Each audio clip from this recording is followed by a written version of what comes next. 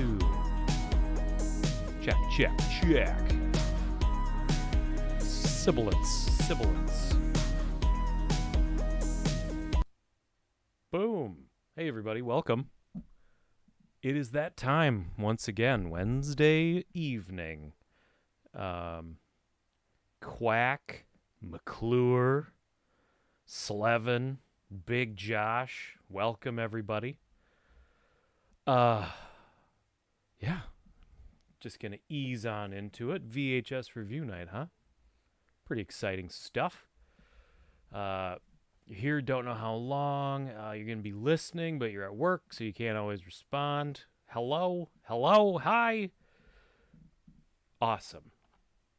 So yeah, VHS review night. First of all, I just wanted to point out something that I think is kind of cool. We'll just ease into tonight. Check this out. I don't know if this is going to show. No. Okay, good. So this is a little peek behind the curtain on my channel. Some analytics stuff that I thought was kind of neat and that I wanted to share with you guys because, I mean, you guys are making this happen, really. So right here you've got this. This is the last year of the channel. And right about here is when we started doing the live streams and really started making the schedule that we have now, kind of getting that figured out. And I think you will notice a little pattern, and that is the watch time is just phenomenal. Look at like the whole year before this. Here I am cracking that 600 and some kind of mark here and there. Like I have to have kind of an extra good video to creep up above that, like that 600 and some kind of mark. Got real weird in here. People were not interested. If you ever want to watch, if you ever want to see a video, I guess I don't even know if it's still public, but this I'm Not Gone video where I started doing reviews on cassette tapes as if I was on the run. People were not interested in that. It was real weird and dark, and I was trying to like create sort of something.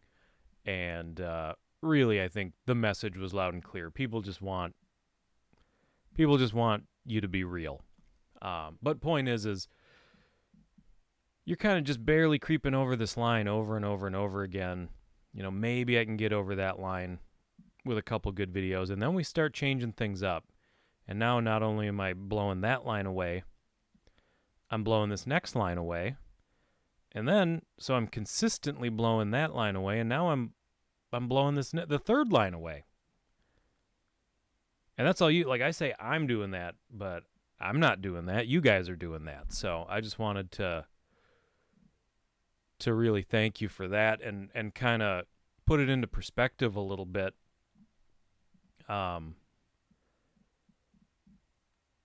For a channel nowadays, there are minimum requirements for being monetized, being partnered and all that stuff. And I'm not worried about being monetized for the money, because the money is very, very small, and at this point, not the point. But getting your channel monetized is really important for YouTube seeing you as, it's a step up.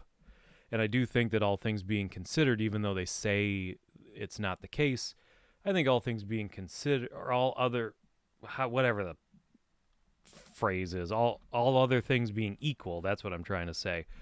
I think YouTube favors a video from a monetized channel over a non-monetized channel because they see you as like a step above. And the minimum requirements are that we need to be at like 4,000 hours of watch time in a year period. And I just want to say, like, even if just things are go the way, even if we stay steady with the last, 3 months of numbers, uh, we will totally hit that. And we will, not only will we totally hit that, we'll totally exceed it. Hey, Billy. Um, so, and that's just kind of status quo right now.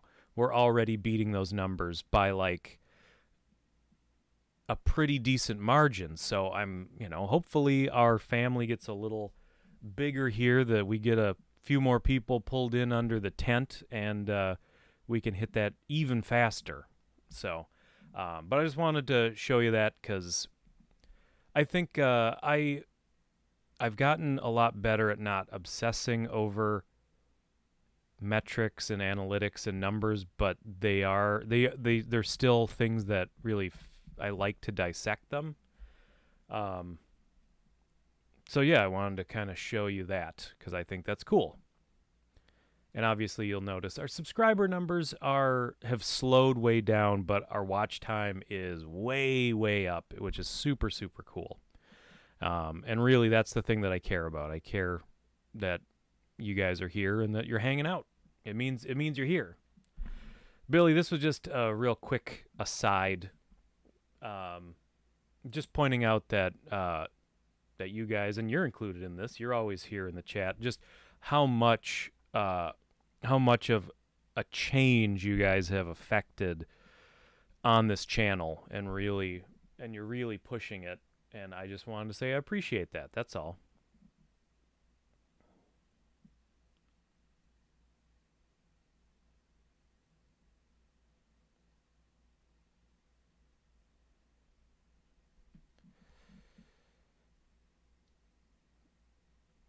You're biased as a regular? Well, I mean, I hope. Click down the wrong thing. There we go. I mean, that's the whole point. Hopefully, we're all kind of a little biased about, or a little biased about, moving this channel up in the ranks a little bit. And I don't even know. It's hard to say. Like, I appreciate, and I believe me, I see people where I'm like, how do you not have a ton of subscribers? Like, it is crazy, but it also nowadays it is a slow and steady process. I feel like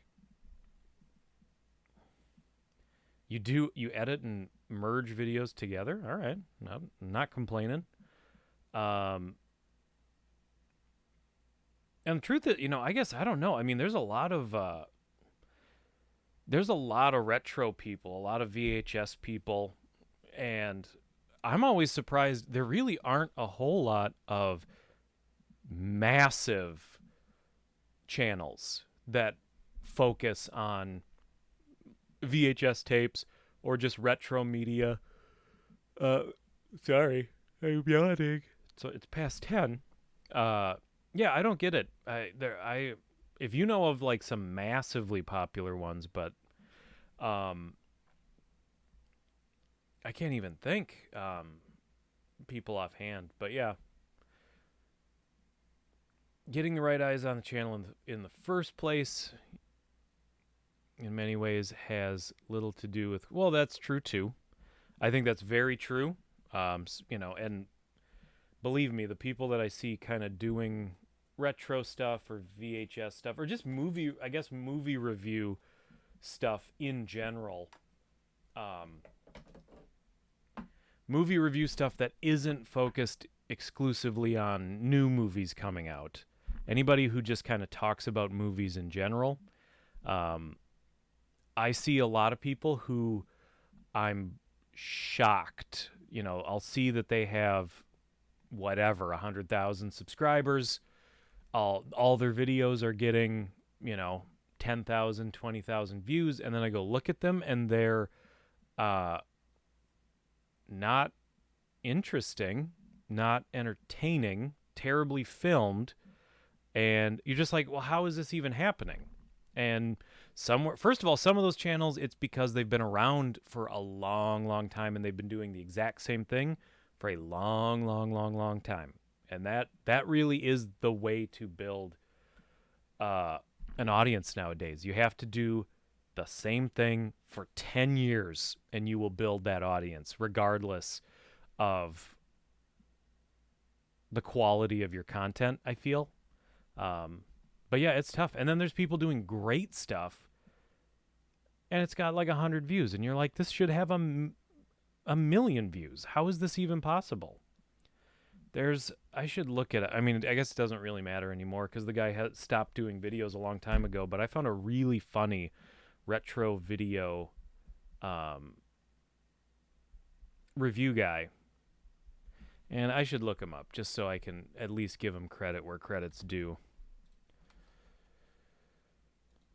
I remember I found his Virtuosity review.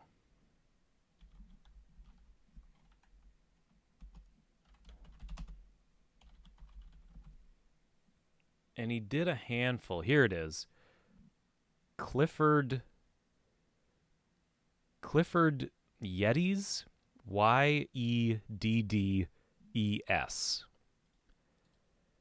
These are, he did a handful of these. Oh, he did John Wick 2, Split. So 2 years ago was the last time he did one, from the looks of it. Yeah, he only did a handful of them about 2 years ago. Patriots Day, 1408, La La Land. So he was doing newer movies, but then he did Virtuosity, which was the one I thought was super funny. But that's the thing. He did, and they're silly, they're goofy, but they're really well written. And he plays like this really like snotty, like 90s era film reviewer, and they're just really well done. Clifford Yeddys, Yeddes, and none of these videos have more than 500 views, and it's shocking. And they're so well done, and they're so funny. Yes, Virtuosity is the Denzel Washington VR movie. So yeah, there's just no accounting for taste on YouTube. It really is either slow and steady. It's who knows why some people have this and why some people have that. All I know is you guys are here and you like being here, and I'm thankful for that. That you just be thankful for what you got. But yeah, in any case, that was a long off-topic digression. Let's talk about some VHS reviews. How does that sound? I think the first movie we're going to talk about, gotta go grab it.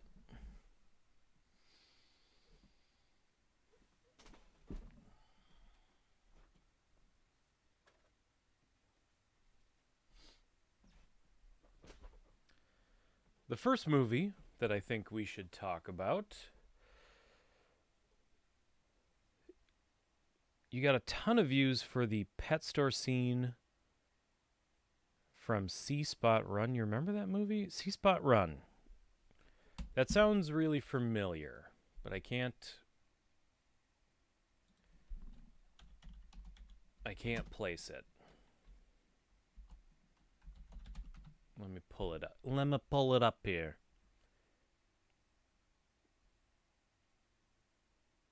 Oh God.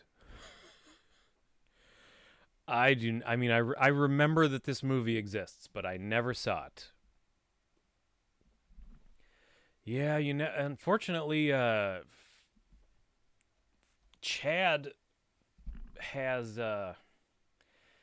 somehow Chad has an absolute horseshoe up his butt when it came to those Funko Pop wins. It's not even funny how much I would stack the deck. And and he knows this. Dagger Deep, welcome, by the way. Chad knows this because I know Chad in real life, and that was one thing I was super worried about when he kept winning. I'm like, well, he's someone I know in real life, and it's gonna look super suspicious that like an IRL friend keeps winning my giveaways. But I'm telling you, with his understanding that that I would do this, I was literally doing everything I could to try to stack the wheel against Chad. I was moving his name around the list just in case he was the spot. There was a spot on the wheel that was a better spot. I would do everything I could to try to not have him win. And he knew about it. He was cool. Like by the end, he was usually giving away his wins. But I do not know what the deal is with that wheel spinner. If it just liked his name and weighted his name in a weird way, I don't know. Used to pronounce Chad. Yeah, I can imagine. I thought that myself once or twice. Believe me, I was like, how do you do this? You wish you had JoJo or anime figures, but they are very expensive, no doubt. Okay, first up on the VHS review is a little movie by the name of Drawing Flies. Have you seen Drawing Flies? The View Askew production. Rudy Ooga Booga Booga. Thank you for adding to the conversation. I appreciate it. Anybody? I know Melinda has. She brought that up on one of the last streams. You've seen parts of it. Okay. Well, I'll read. Here's a stupid thing I always do with especially half-price books movies when I find them. I don't get the half-price books sticker off of them, and then I own them for 10 years and I forget to take them off, and when I go to take them off, they have basically fused. It is a View Askew production. It was known, you can see it up there at the top, it was known for many, many years as the Lost View Askew movie. It is filled to the brim. Actually, we'll read the back of the box because the back of the box will constantly let you know that this is linked to the Kevin Smith View Askew universe. Okay, here we go. Which, by the way, top of the back of the box has a Harry Knowles quote. So we will forgive it that. Yep, vulgar. I think vulgar this, and I forget, there might be one more. Now You Know, I think is the movie, if I remember right.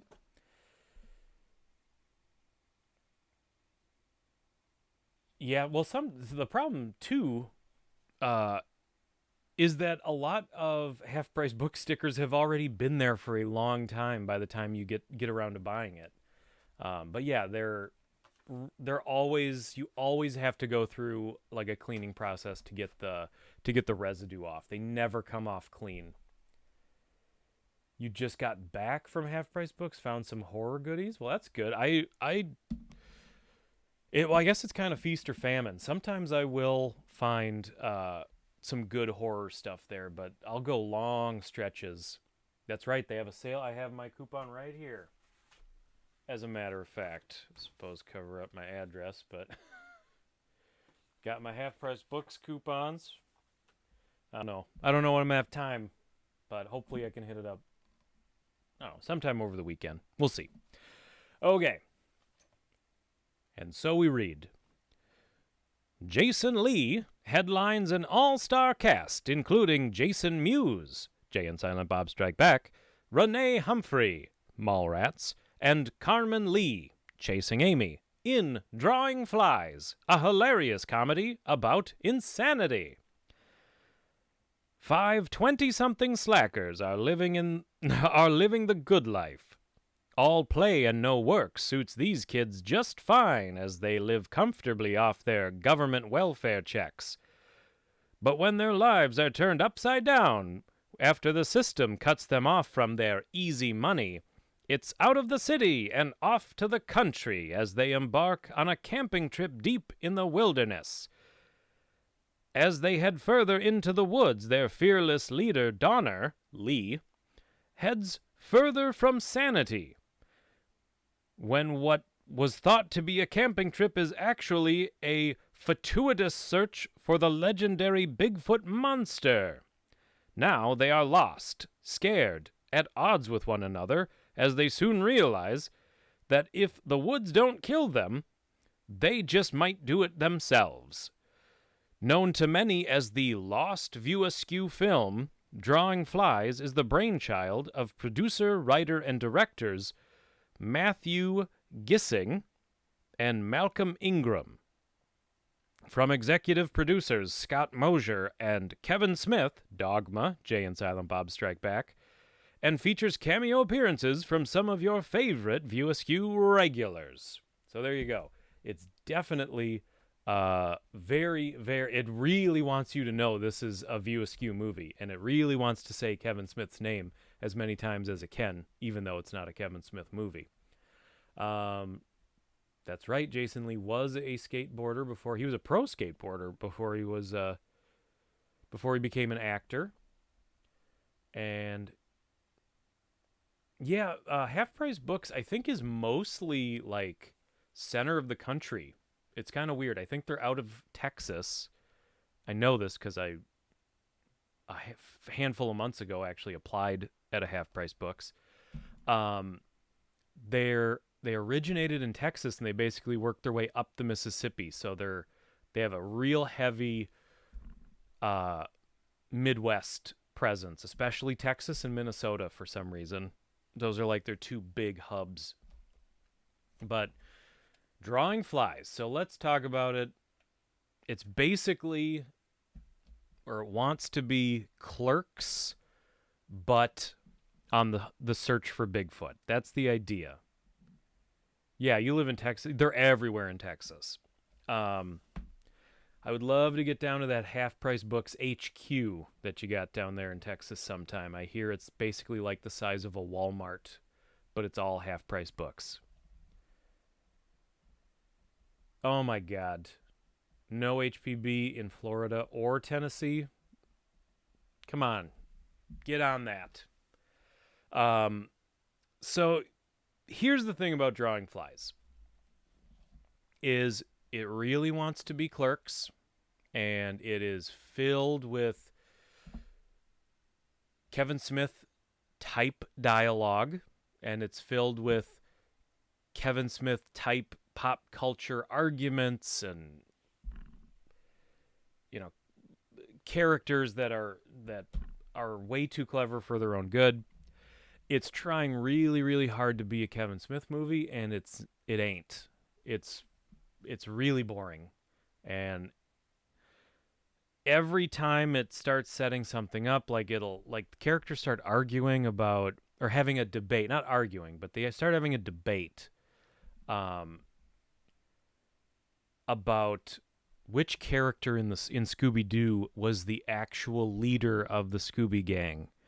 And it's in like the first 10 minutes of the movie, and it was the moment where I go, oh no, this movie's going to be trying really hard to be a Kevin Smith movie, and it's failing. It's basically just, it's probably how some people feel about, Kevin Smith movies, because it's got a really hard edge. You know, I personally, I don't care about swearing in movies. I curse like a sailor, as they say, when the YouTube uh, auto detect isn't listening in. Um, but there is something to say for like swearing being a substitute for actually being clever or witty. And I think sometimes Kevin Smith movies can straddle that line a little bit, and Clerks probably does it more than most. But this movie is just constantly so desperate to be edgy and be indie. Um, but I do think Clerks. I think you could go back and look at Clerks, and I do think that Clerks feels like a movie that was not entirely, because sometimes it's great for comedy, like the scene where Randall is ordering new pornos and is just running through the list of like horribly disgusting, titles. That's funny. But sometimes it does feel like there's maybe more swearing than was in normal speech for those characters because they want it to have an edge, and it's just an easy, quick, and cheap way to give something indie edge kind of a thing. Um,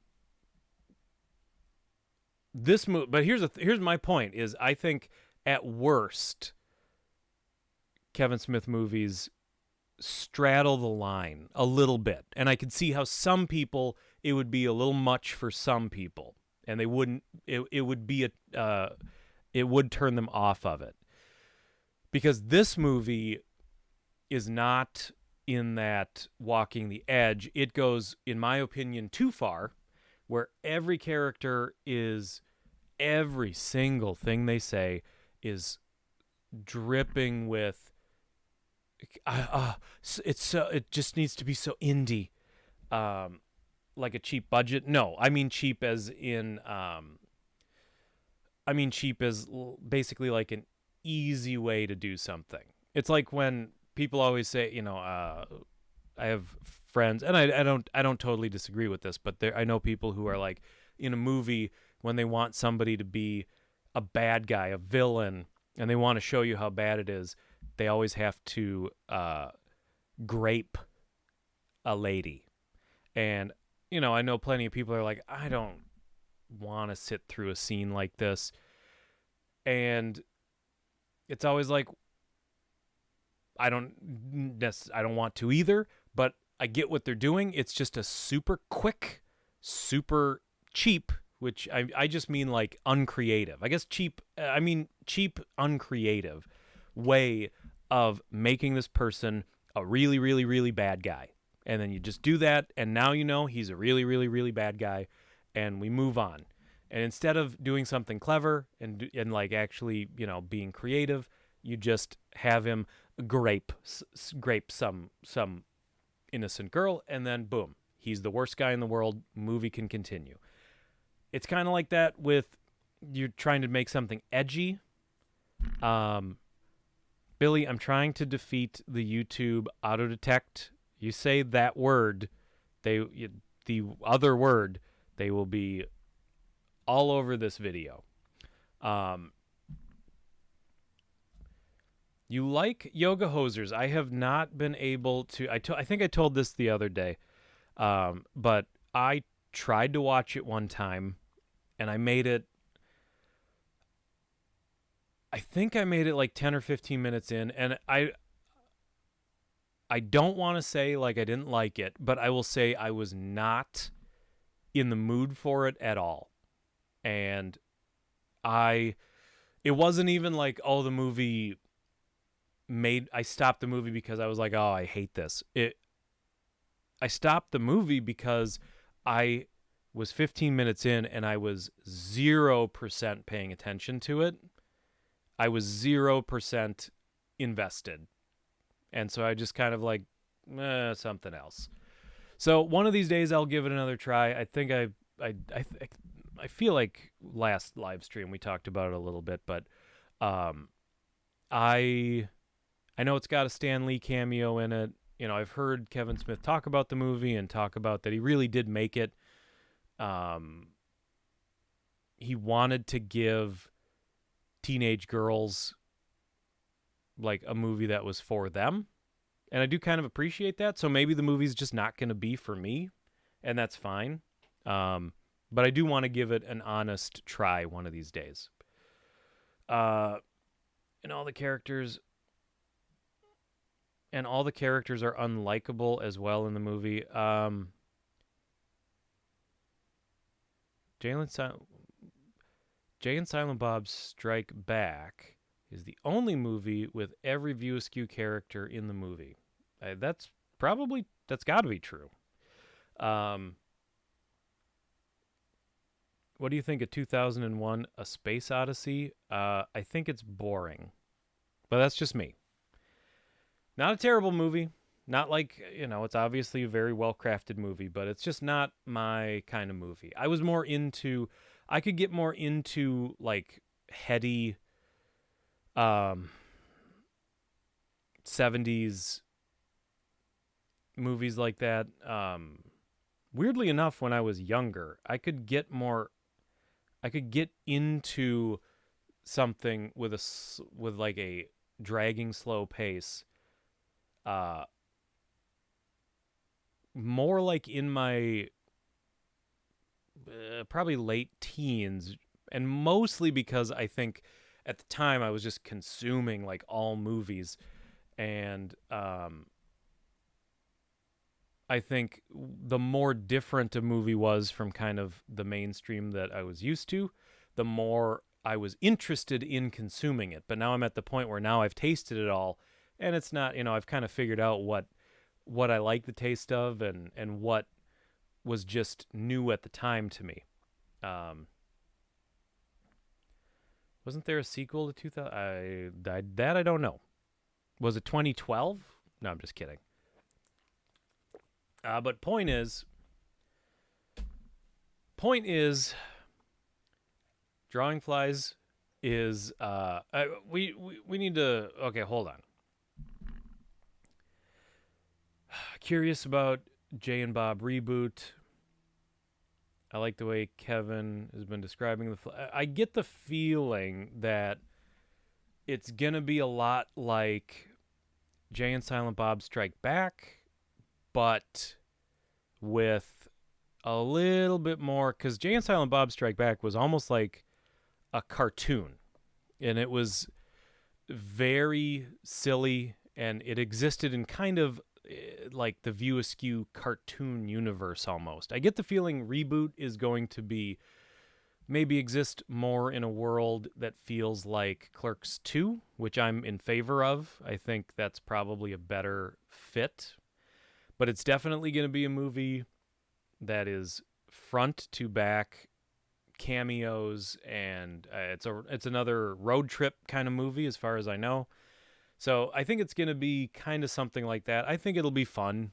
I think it'll be, again, I think Kevin knows now that he's making these movies for the fans of this world, and I think he's going all in on fan service and sort of keeping it in the family, I don't think he's worried about making it something that has mainstream appeal or anything like that. It was, yeah, View Askew was like a very early shared universe movie, franchise, however you want to put it. He swears it's almost exactly the same movie. I think that's a fun idea. I think at this point he kind of knows. I think he knows how to deliver something that his crowd is gonna like. So, but I do want to talk about Drawing Flies. As much as I appreciate the chatter, the interaction, man, it's like I'm just trying to talk about Drawing Flies here, people. But yeah, ultimately, The my blanket statement is it's trying really hard to be a View Askew Kevin Smith movie. No, believe me, I almost didn't want to say it because I didn't want to be like, come on guys, like stop having fun, stop interacting. No, I appreciate it, and I fully. Not only do I am I not saying stop, I'm saying keep it up because I just need to learn how to like keep talking about this and talk to you guys. You know what I mean? That's what all the great streamers do. There are some, not to immediately derail, but it's just for a second. I am blown away by some live streamers, how they can be playing, especially playing like intense video games with split second decisions, things coming at them from left and right, and they're still keeping up on the chat and they're still keeping up on conversations. Just blows my mind. In any case, I didn't see Tusk. I gotta see. I think Red State. Well, I saw Red State, but then I never saw Cop Out. I feel like there was one other kind of mainstream movie. Now I can't remember, but I've been hit and miss like his last handful of movies. But I do want to see Tusk. So yeah, basically, the start of Drawing Flies is pretty much tells you kind of where it's gonna go. You know, it's these slacker characters. They get cut off from their welfare. It's all first of all, the movie's black and white. I should point that out. So it was filmed very cheaply, filmed on the same camera that Kevin Smith used to film Clerks, which is kind of interesting. But these characters get cut off from their money, and Donner, played by Jason Lee, who's probably the only really, really solid performance in the whole movie. There's other good actors and actresses, but nobody else really does anything worthwhile except for Lee. He's watching, they go out and they party and they're drunk and they're high, and he comes home and he's watching the Sasquatch episode of the is it $5 million man or $10 million man? I forget. But he's watching that, and he has kind of like a hallucination dream of Bigfoot, and he concocts a plan to tell all of his friends, like, let's go. My uncle's got a cabin out in the wilderness. We're going to lay low, and we're going to figure out what we're going to do, because we don't have jobs. We don't have money. We're going to get kicked out of our place. Like, the rent is due. We don't have it. I'll tell you what happened to Jason Lee. He started making chipmunk movies, which I'm sure he gets paid a stupidly high amount to make chipmunk movies, and he probably went, cool, I'll make one of these every couple years.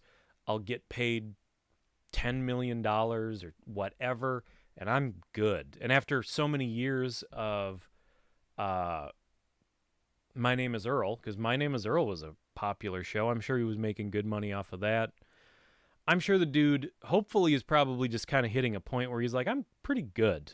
Like, I don't fault actors for like looking around and going like, oh, I made more money than I could ever spend in my entire life, and I'm kind of just a regular guy, so I'm just going to kind of move out of the spotlight and just kind of like live a life. I'm assuming that's kind of what's going on with him, but I don't know. But yeah, so he tells them all, we're going to go in the woods. My uncle's got a cabin deep in the wilderness. It's super secluded. We're just going to go there and, party for a little while, and we're going to figure stuff out. And they buy into it, and as they are getting further along, the others are starting to get nervous that He's not being totally straight with them. He's starting to get weird. He's starting to go off by himself and get mean occasionally and secretive, and it starts to kind of boil over. Somebody gets hurt, and then they're like, well, we're just like a half day from the cabin, right? And he has to reveal the truth that there is no cabin and that he's hunting Sasquatch, and it turns into this whole thing. The problem, like up to this point in the movie, though, the problem is you wish more movies were made in black and white. It's yeah, I agree. I think a lot of movies would benefit, but I suppose too, you have to make it a choice. Back then like in the 90s, it was really going to be like a cost choice. It was just cheaper to film on black and white. But so nowadays you would have to be doing it. You would have to be making the choice to do it, which means you would have to have kind of a vision for, I wouldn't, someone would have to be filming in black and white that knows what they're doing. That's another thing about losing color is you start to have to, the craft of filmmaking, I think, starts to come into play more, and you would have to be, a lot more people would have to be on a higher level, and also people probably know that most people aren't super interested in black and white movies. Who knows? It's a whole thing. But yeah, it is very Clerks just in its tone. But the problem with all of this, like everything that I've brought up so far, is nothing is ever really clearly stated. Like, Jason Lee has this vision of Bigfoot, but it's never really explained that he's lying about this cabin.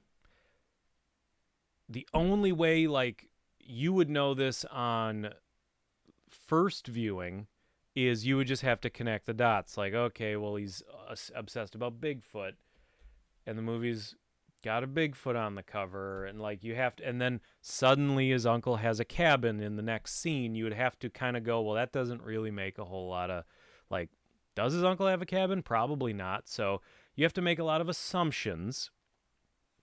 And I don't know if the movie wanted the reveal that there was no cabin to be like a shocking moment.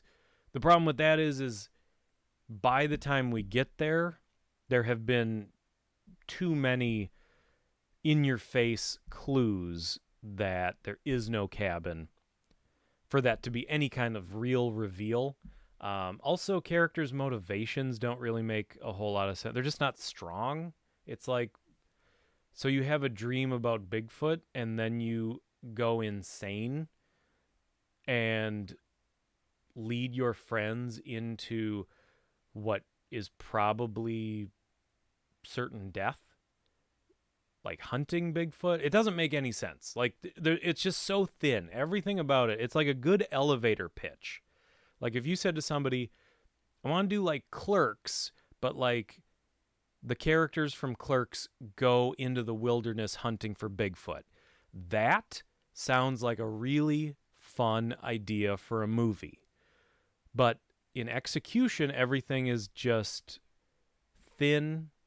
Nothing is really there. It was just kind of a bummer. Jason Lee has a really good, heavy emotional scene when he kind of finally fully snaps and he fully reveals what they're doing out there, and he blows up on one of the other characters, and unfortunately it's kind of like about nothing. It's just emotional, and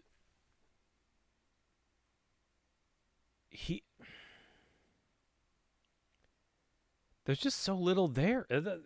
I don't even know really what to talk about. I'll tell you this, though. Early in the movie, at the party scene is where you get like all of your View Askew cameos. It's like Joey Lauren Adams shows up. Silent Bob himself shows up. He's credited in the credits as Silent Bob, as himself. Ethan Suplee shows up. Those might be the big ones. But then obviously your main characters is Jason Lee, who is obviously a View Askew regular. Renee Humphrey, who is Trish the Dish in Mallrats. And then Jason Mewes, who's Jay, are your main characters. So in one scene, you have like 6 or 7 main View Askew actors. So that scene is a lot of fun, obviously, for Kevin Smith fans. I feel like I've seen a lot of movies like you are describing. Girl Walks Home Alone at Night. I will have to check that out. That sounds nice. Or I mean, it sounds nice. I'm sure everything goes just fine. But I do like black and white movies. When they're done again, when the black and white is used is how I'm blanking on how to describe it, but you know what I mean. When a movie is black and white and it's using the lack of color, basically like film noir is kind of like the best use of black and white, where it's a lot of things in shadow, harsh lighting. I love that kind of stuff.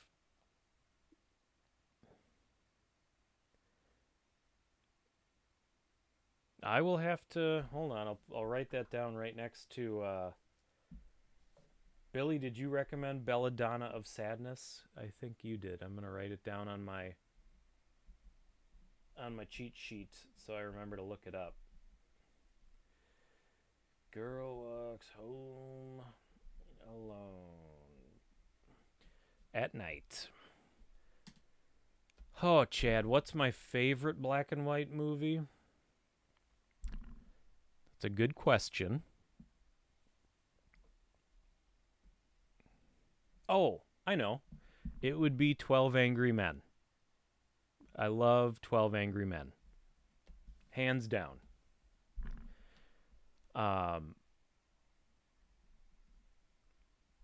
You Google searched it. It's a foreign film.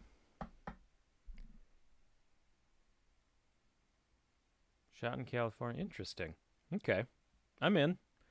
Early 70s anime. All right, I'll check it out. Just got to remember to. That's the key with everything in my life, is I just got to remember to. So ultimately,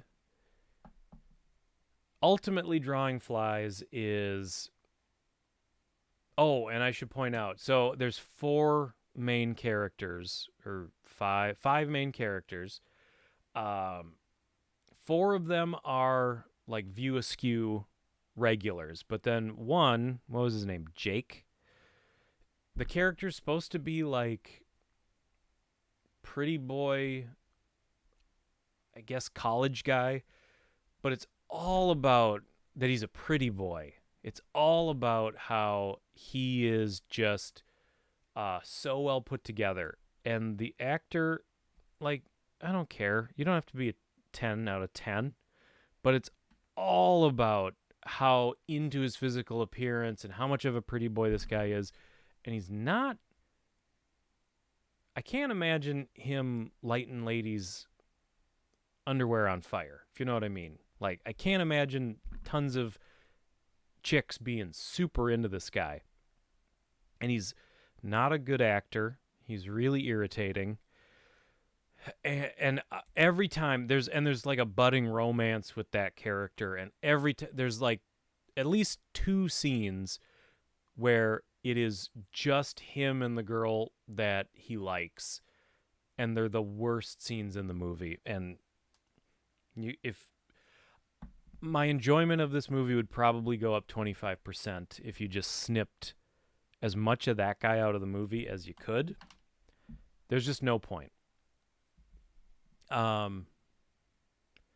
So yeah, ultimately, if you're a fan of Kevin Smith, if you're a fan of View Askew movies, especially if, that's what people say. People say lighting ladies' panties on fire.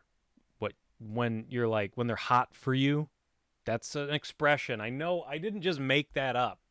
That has to be a thing. Hold on, let me just say this. If you are into especially the era of Kevin Smith of like Clerks, Chasing Amy, Mallrats, Dogma, if that's like an era of Kevin Smith that you love those movies, I would watch Drawing Flies, because you get to, it nuzzles itself in to that world. It is far inferior to those movies, but it is a piece of that puzzle, and it might be a fun little walk down memory lane. If you're not a Kevin Smith fan and not a fan of kind of that era, don't waste your time, because the couple good acting moments you get out of Jason Lee, the couple good lines you get out of the movie, it's not worth it. And yes, for the most part, the characters are unlikable. Once again, I think Jason Lee comes across the best, but even the other characters that you're supposed to be rooting for, likable is not a word I would use to describe them. So I would give it like a D. Maybe a D plus if I was being charitable. D plus. Okay. Up next, I suppose we should get this out of the way real quick. Not real quick. Just kidding.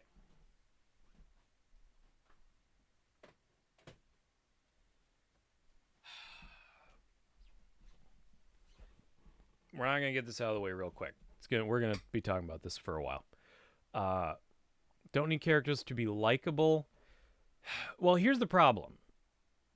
And I don't disagree with what you're saying, but characters, Pika, welcome.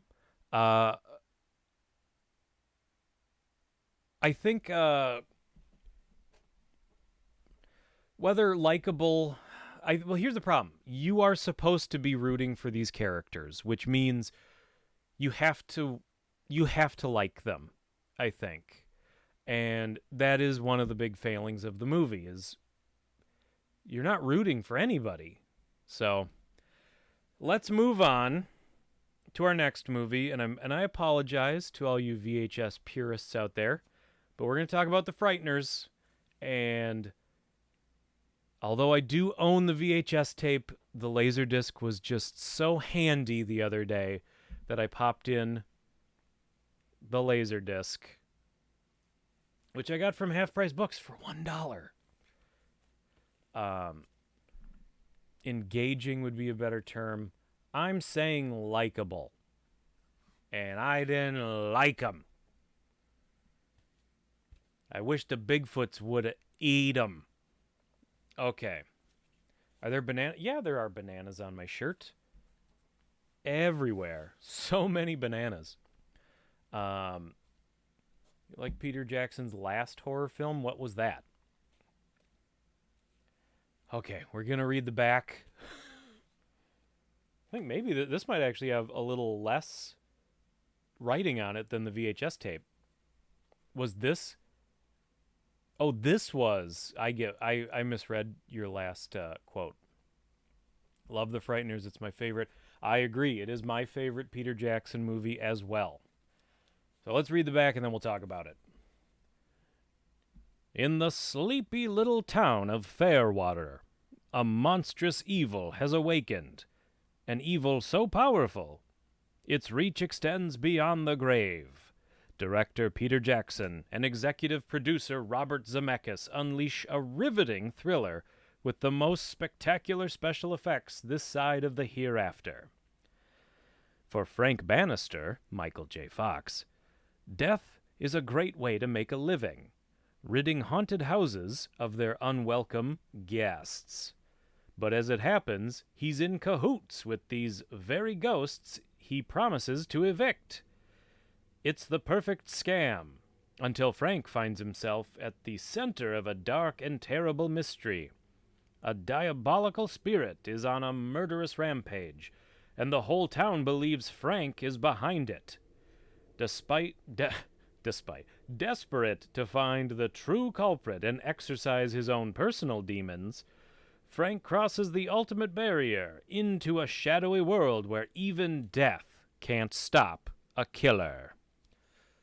Woo! Oh, we still talking about likability? Yes. Michael J. Fox was awesome. And here's a great movie to talk about likability. Because once again, and maybe charisma is another word you could use to describe it. Once again, I just say likability. There's two kinds of likable. Likable as a character, likable as a person. They don't need to be the latter to me, and that's true. But again, I think as your hero characters, I think they need to be not just likable as a character, they need to be likable as a person.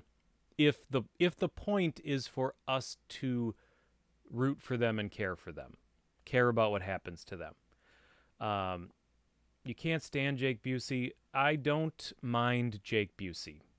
I would even go on record as to say, in certain cases, I think he's pretty good. I think he's really good in Starship Troopers. I think that's probably his best role. It's kind of maybe his more subdued, regular guy kind of role.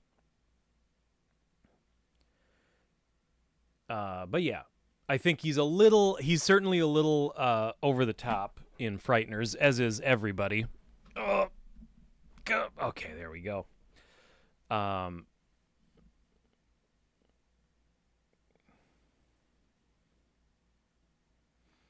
That is way more old-timey than I ever read that synopsis to myself. Well, especially, what's funny is I start reading things in old-timey voices, and then, like, verbiage reveals itself. Like, as soon as it went, he's in cahoots with the very ghosts he promises to evict. That's like a super old-timey phrase. So it's like the verbiage, like, ends up working really well with occasional things. Just awful in the I have never seen any season of Stranger Things, so I don't know how awful Jake Busey has made it. Spoilers. The ghost of a serial killer is the Grim Reaper. Spoilers, come on. Folks, this movie came out in 96, so if you were worried about spoilers, you need to go, I don't know. You just got spoiled, and we're going to spoil more. You've only seen the theatrical version of the film. I know there's a director's cut. I think this is just the theatrical version. I don't know if I've ever seen a different cut of the movie either. I don't remember. I know I saw it in theaters, but I guess I don't remember ever noticing any differences between other versions I've seen. But this movie's awesome. I will say it's like 90% a perfect movie, which obviously is kind of an oxymoron, but I would say, so just to quickly overview, you've got Michael J. Fox.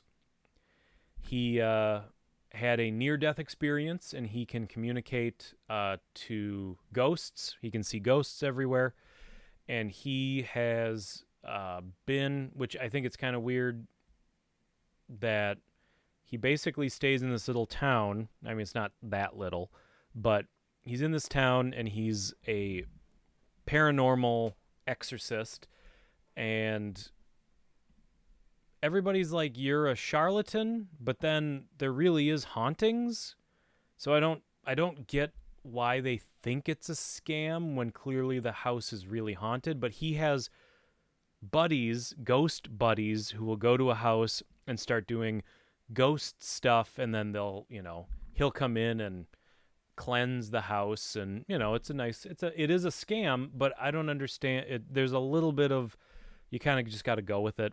But point is, eventually, people start dying in this town of massive heart attacks, and Frank, Frank Michael J. Fox, sees this Grim Reaper character.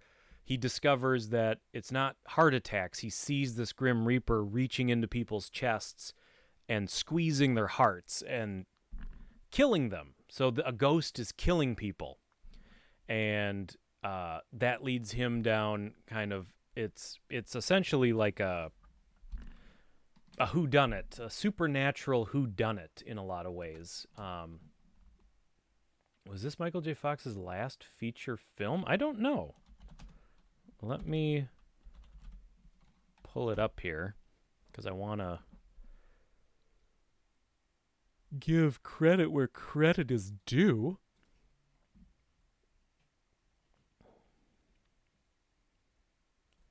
It looks like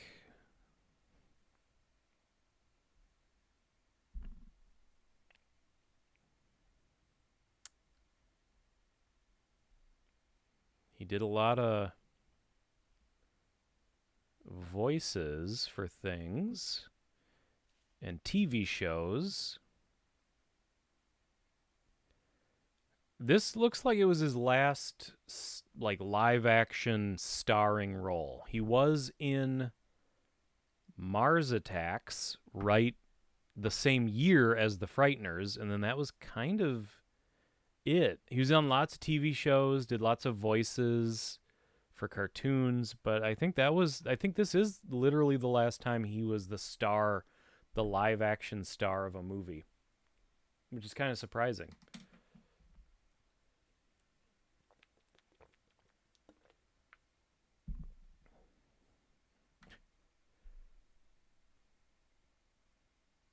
Oh my God, you haven't watched it in a decade. Okay, well,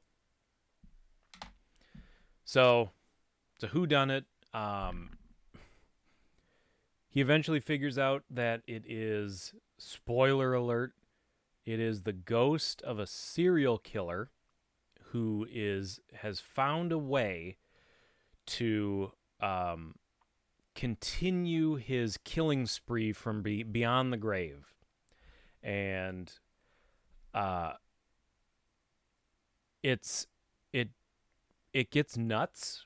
Like, you want to talk about a movie, like this movie is almost a cartoon. It really is. Like, the performances, the way visually, the writing, the editing, the pacing, the music, everything is on a heightened level of reality, and everything has just a little bit more adrenaline running through it than you would probably expect it to, and it's pretty much fantastic. I think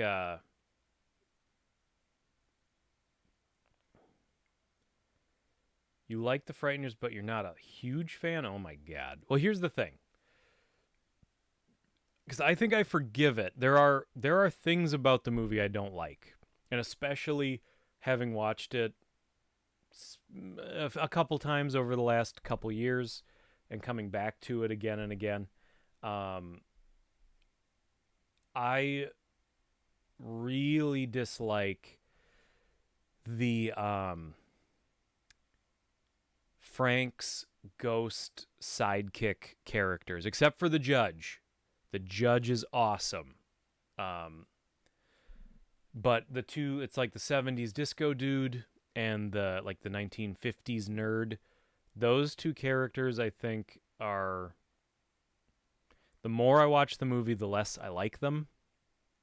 And the whole side of the movie where the ghost hunting scam, that part of the movie is by far the weakest part. I think anytime it's dealing with that, the movie kind of spins its wheels. No, I agree. I think this is my favorite Peter Jackson movie, and I'm including the Lord of the Rings movies when I say that. Rewindings for losers. Hey, hey, hey! Welcome.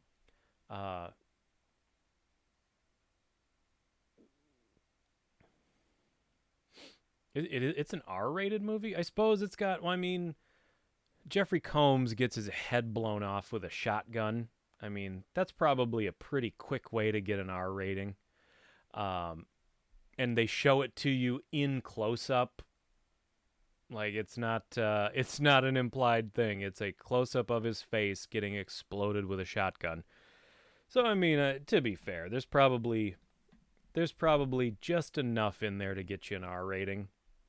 The drill sergeant. What's his name? Arlie. God, now I feel like a jerk. Ermy.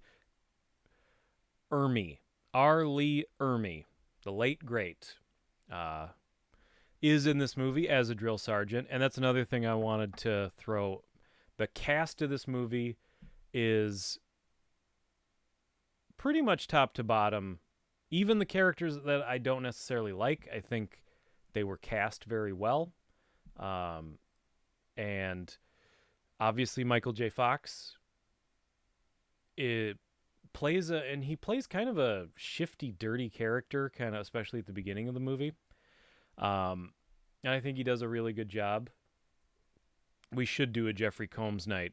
I do own God, what's that was Cyclone, that super motorcycle movie that he's in. I do own Cyclone on VHS. Reanimator.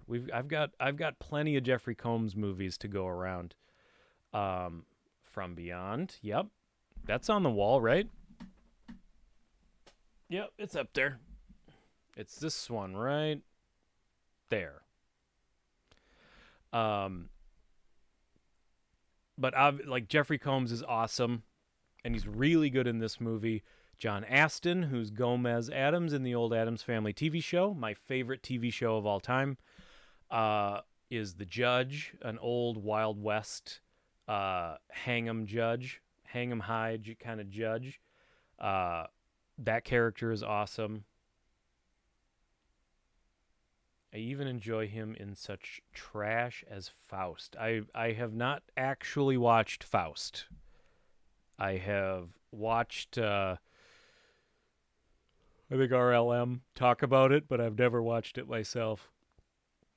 But you also have, especially too, I wanted, where to go? Well, this is the thing I wanted to point out.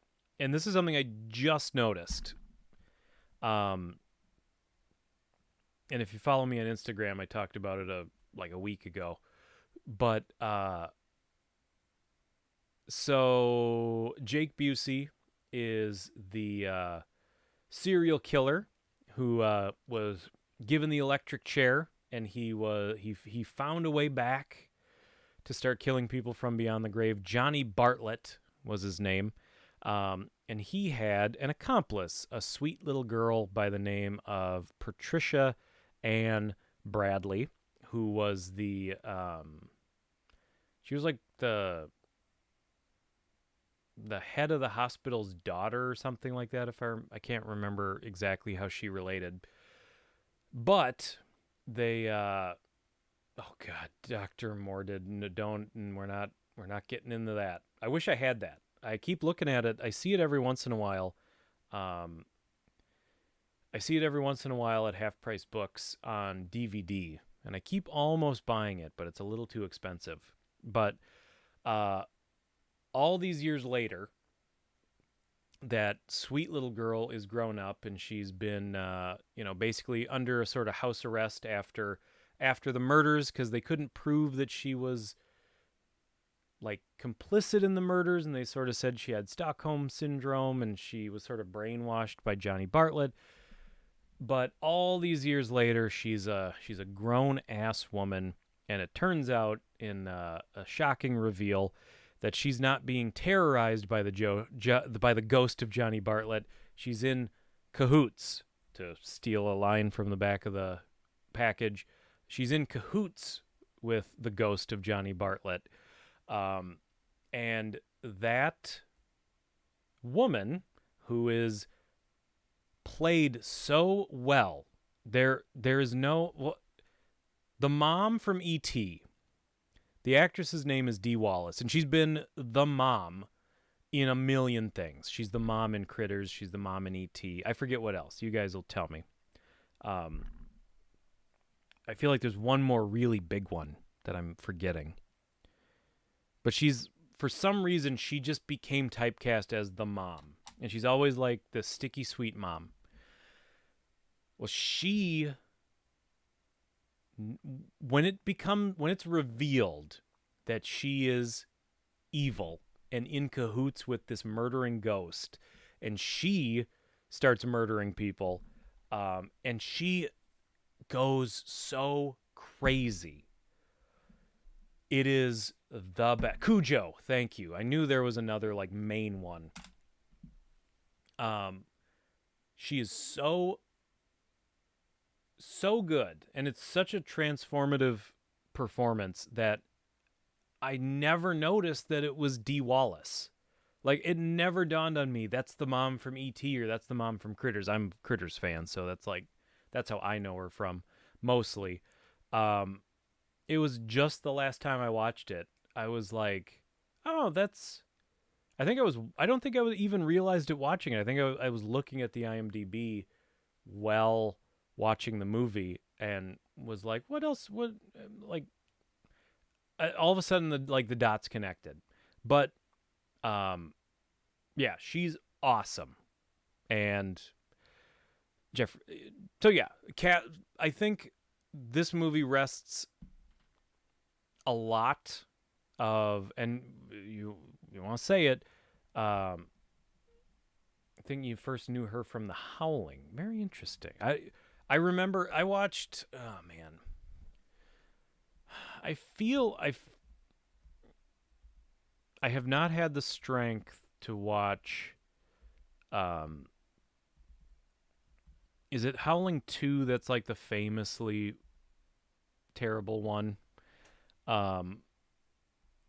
4 is the marsupials, right? The problem with the Howlings is I feel like I've only watched the first one I've watched a million years ago, and I don't remember anything about it, and I don't know if I ever really sat down and watched any of the other ones. Because I kind of only know them by reputation, so I don't think I ever watched past the first one. But, so the cast is awesome. It's Peter Jackson, and I think what was kind of the height of practical directing. Obviously, there's lots of CG. 7 was the notoriously bad one. Well, what's the one with Chris? Is that 7 the one with Christopher Lee? Because I think that's the notorious one. My sister's a werewolf or whatever it was supposed to be called.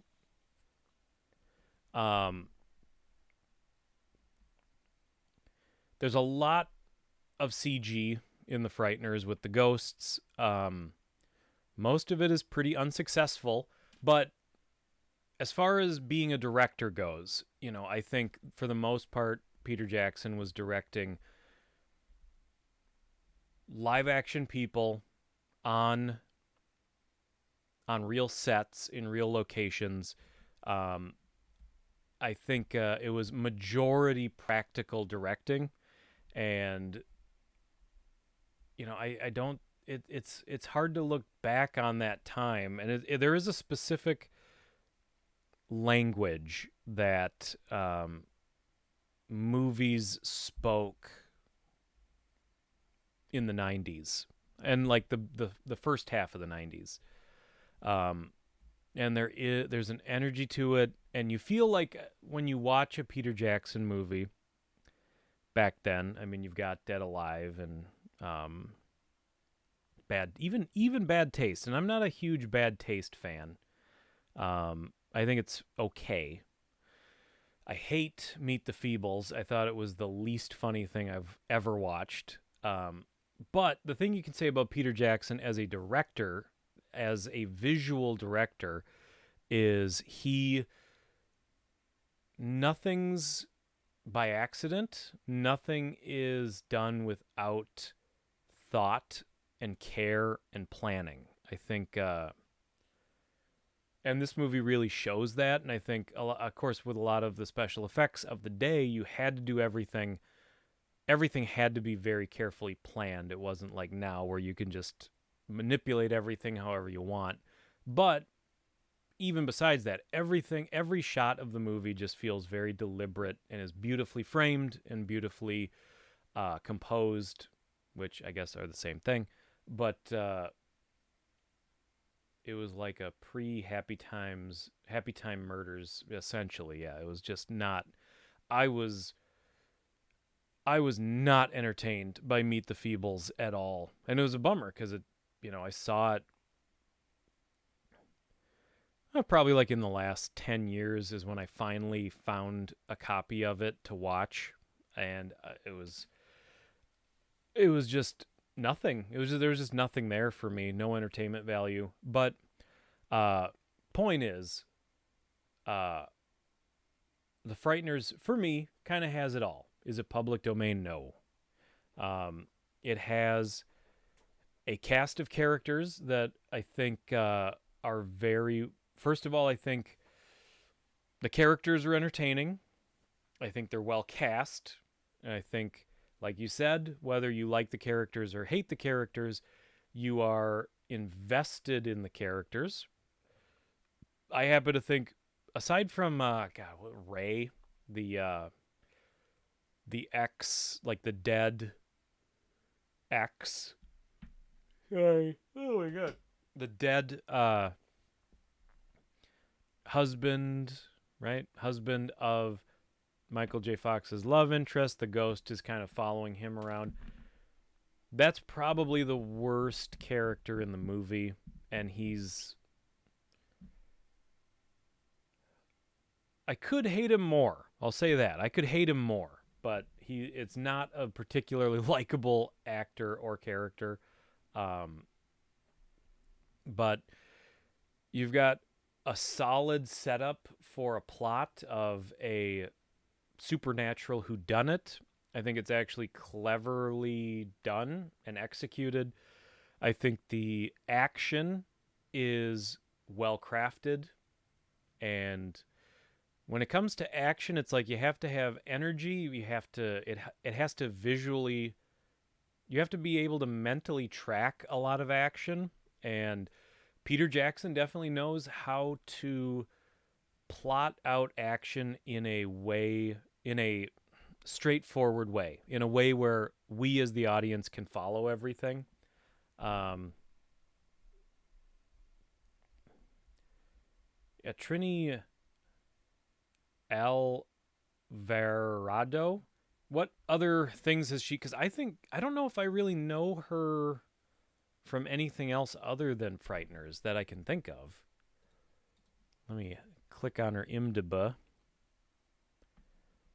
Oh, she was in Polly. No, I'm kidding. I don't remember. I don't remember that. She was a voice in Go Diego Go in one episode, so that's good.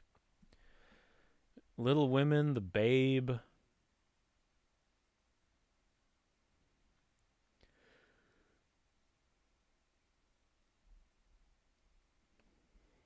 I guess she hasn't really been, aside from the Frighteners, she wasn't really in much that like I was into. So I guess this would be kind of the only thing I knew her from. But wherever Rick Moranis and Phoebe Cates are hanging out, I want to be hanging out there because those are two of my faves. But point being, I think. But I should say this. So really, across the board, it's just such a well constructed movie, and so fun and clever and engaging. But there are minuses. For one thing, like I said, I think the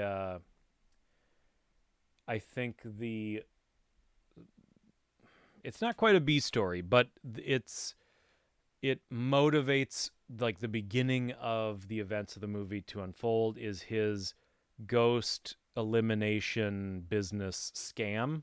I think is uninteresting and and those parts are like played for like really silly comedy, and they're not that funny. Um, and kind of his banter with those characters is really meh, and it's I don't know, it's just off. It's something about it feels very off. Um, there's also a really gross, and I remember in the theater, I remember being a little like, "Ooh, that's a weird joke." Um, there's a joke where the judge has sex with a mummy, and so his ghost goes into a sarcophagus, an Egyptian sarcophagus, and you see like his butt humping up and down, coming out of like the ghost butt is coming out of the sarcophagus. And then like a minute later, he pops up and he goes, "I like it when they lie still like that." And that joke is really unappealing. uh, at the time, I was like, it's, it is what it is. But every time I watched it, that joke is creepier and creepier. And it's just like, I'm to the point now where when I watch the movie, I start to cringe waiting for the super cringy joke. It's not, I mean, it's not even, it's barely a joke. It's just creepy. And especially since the judge is a super likable character, and to have him say like have like a creepy sex scene is just weird. Um, but I think aside from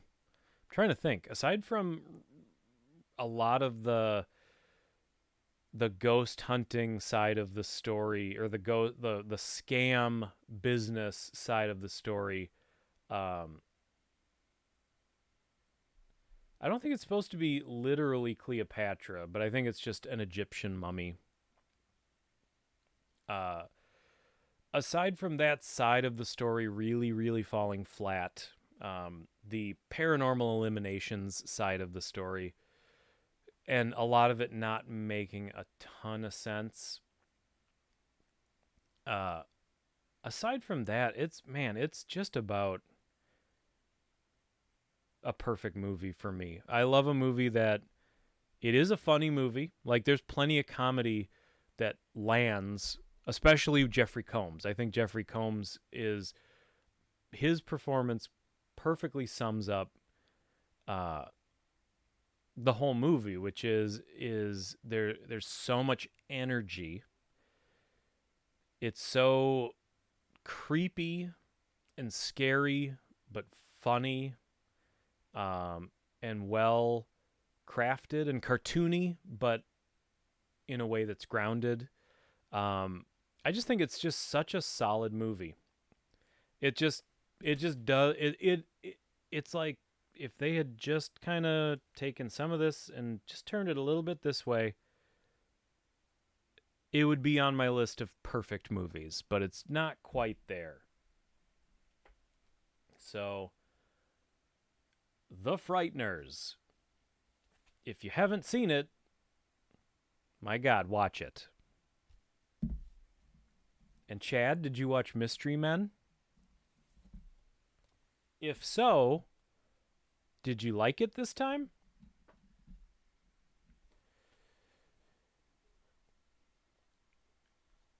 Yes, I agree. The Michael J. Fox character was definitely, I think, played a little too shifty and shady, and yes, humorless and cynical, and it's definitely kind of like, why would anyone at this point in this town talk to him? Why would the ghosts be friends with him? Like, I agree, very much so, that hurts a lot of that beginning side of the movie. Like, if he had been, even if they were pulling the same scams, but when the scams were done, he was a little bit more celebratory, got along with the ghosts a little bit more, like had a little more fun with his kind of little ghost gang, that would have gone a long way. But ultimately, it's still a phenomenal movie. I would put it at like an A minus. I don't think I don't think my complaints about the movie are enough to overshadow how much of the movie is really great. That's all.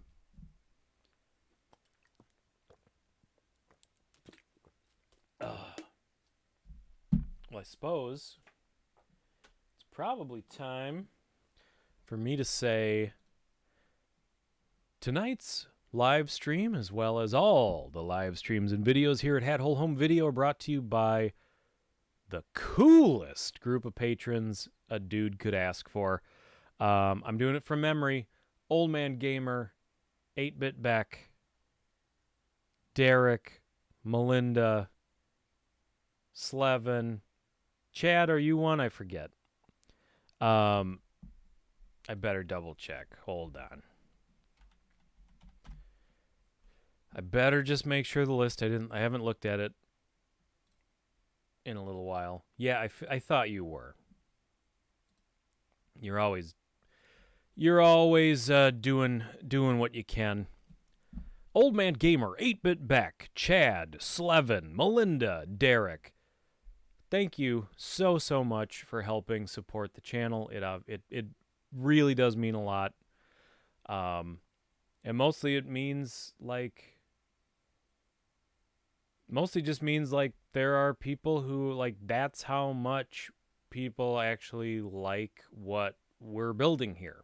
So it's just incredibly cool and very heartening. So yeah, thank you guys. If any of you are not a patron and would like to become one, swing on by patreon.com/HatHoleHomeVideo and show your support however you want to. If you want to show your support by subscribing and clicking like on videos and all that good stuff, more power to you.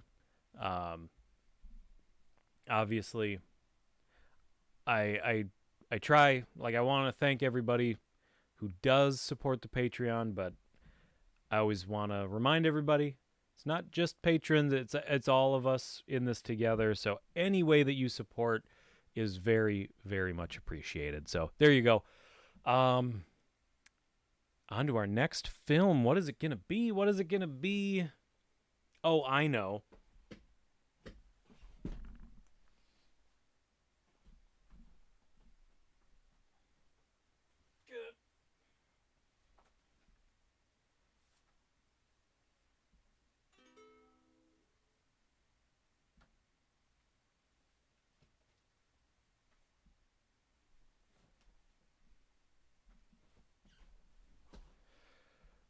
Let's talk real quick about a movie called Cold Feet, starring Tom Waits, Keith Carradine, and Sally Kirkland, a dark comedy. I'll read you the back of the box. A comic fable about greed, lust, and high fashion footwear. Academy Award nominee Sally Kirkland, singer-songwriter Tom Waits, and veteran Western actor Keith Carradine star as three of the wildest, double-crossing misfits to ever ride into the West. Comedy reigns supreme as Monty Latham, Carradine, his beautiful, oversexed wife-to-be Maureen, Kirkland, and Kenny, Waits, the most charming and lovable murderer you'll ever meet, attempt to smuggle across the border a fortune's worth of emeralds hidden where else? Inside a horse. But it seems Monty isn't the sharing or the marrying kind, and to prove it, he saddles up, steals the horse and the jewels, and heads to his brother's ranch in Montana. So it's Kenny and Maureen in hot pursuit. He wants the jewels, she wants a husband, but you'll get the last laugh in this outrageous comedy of errors. Okay. Has anybody seen Cold Feet? I want to know if anybody's seen Cold Feet. I'm going to pull up the IMDb here.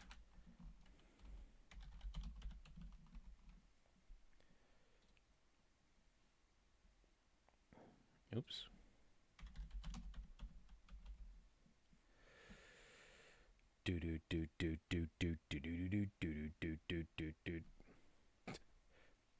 Yeah, I this movie I had never heard of it. I'm a big Tom Waits fan, uh, and I am also a Sally Kirkland fan. In a weird, like, kind of dirty old woman kind of way. And she's always been like that. What's weird is, like, since I've been a little kid, she's always been kind of like a dirty old woman. Um, so here's the thing about this movie. It's weird. There, I mean, the back of the box pretty much spelled it out.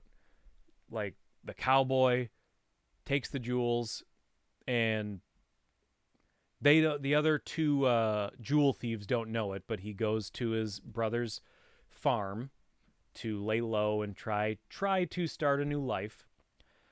His brother, by the way, is played by Bill Pullman, uh, randomly, and I think Bill Pullman was like a known actor at the time. Um, but so he's off, and then it's kind of the two. It's like he's the cool, collected, in charge jewel thief, and then the other two are sort of baddie misfits. So they have to, and they kind of don't necessarily get along. So they have to kind of team up. It's like an uneasy alliance of them teaming up to go after the other jewel thief. It's every once in a while, it's really good, but for the most part, it's weird and rambling and ineffective. Um, I I think mostly I like Tom Waits, and he kind of gets me through the movie. He plays the character like with 100% sincerity. It's kind of a screw up mama's boy assassin, and he's kind of like a little boy with something to prove. Um, and then, I mean, Sally Kirkland is Sally Kirkland. She's a good actress, except when she tries to cry. And unfortunately, in this movie, they have her like getting drunk and crying about things all the time. And her fake crying is the fakest crying I've ever heard in the entire world.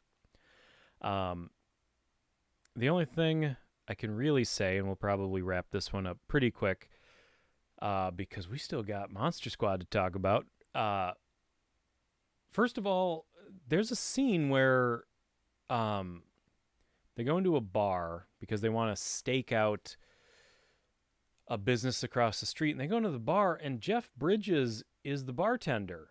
And Jeff Bridges was definitely a star when this movie came out. So he's got a weird cameo. Speaking of, is this like a famous director or something? No, definitely not. So yeah, I don't know why like Bill Pullman shows up. I don't know why. You got to run, keep it real. We'll see you, Chad. I don't know why Jeff Bridges shows up. The unfortunately just passed late great Rip Torn shows up in this movie as the sheriff of the town. There's so many people in it, and as far as I can tell, nobody's heard of it. I only found it because I started searching VHS tapes one night on eBay. And what I like to do is I like to click buy it now, and then I like to click yeah, he just died like a couple days ago. And then I click lowest price to highest price. Yeah, it was yesterday. And this was a movie that I bought on eBay for whatever it was, like $1 and then $2 shipping. It was like one of the cheapest movies you could buy on on eBay, and I bought it because it had Sally Kirkland and Tom Waits in it, and I said, sure, why not? But as far as I can tell, nobody knows about this movie, so I don't know what the deal was with it. There's, I really don't have a whole lot to say that's positive about it when it's the there is no consistent tone to the movie. Sometimes it's really serious. Sometimes it is straight up like cartoon world. Like there's scenes that feel like they should be in a movie like Ghost World, where it's not reality. Like it is a heightened cartoon universe. And sometimes there's stuff like that going on. It's really weird. Um, but Tom Waits does give a really good over the top performance when he sort of gets these fits of explosive anger in the movie, and that's always really funny. And there's one really great line in the movie, which was it was the best part of the whole movie, was this one line, because Tom Waits and Sally Kirkland go into it's better than drawing. Well, God, I think it's better than Drawing Flies. But it's definitely down there, unfortunately. Just as far as entertainment value goes, they're kind of both at this on a bottom level. But Tom Waits and Sally Kirkland go into this office to try to get some information from like an office clerk about this horse that they're looking for. And Tom Waits is like, "Let me do the talking." Like, like I don't, he has a reputation for kind of screwing things up, and Sally Kirkland's like, "Fine, like, you've got this one, like you can do it." And they go in, and immediately Tom Waits says something super offensive, and Sally Kirkland has to quick swoop in, and she's like, "I'm sorry, my son here, my nephew is hit in the head, and he doesn't know what he's talking about." Says something and kind of smooths things over. And then when when the clerk goes to like check a file for something, she gets mad at him and is like, what was that? What are you doing? And he's like, "I don't know what you're talking about." And she goes, because he's like the killer. He's the one that, does the dirty, does the killing in the group. And she goes, oh God, what does she say? It's like, all I need to do is buy a vibrator and learn how to shoot a gun, and I wouldn't even need you here. And I thought that was the funniest thing. I need to be caught off guard to laugh out loud at something like that. And that moment caught me off guard, and it was really well timed. It was a really funny little zinger of a dig, and it was a perfect little moment, perfect little movie moment that really made me laugh.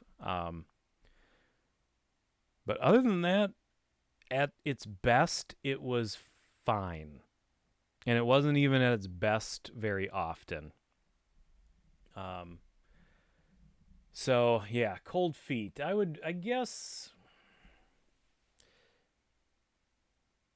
yeah, I gotta go pretty low. I really didn't like it.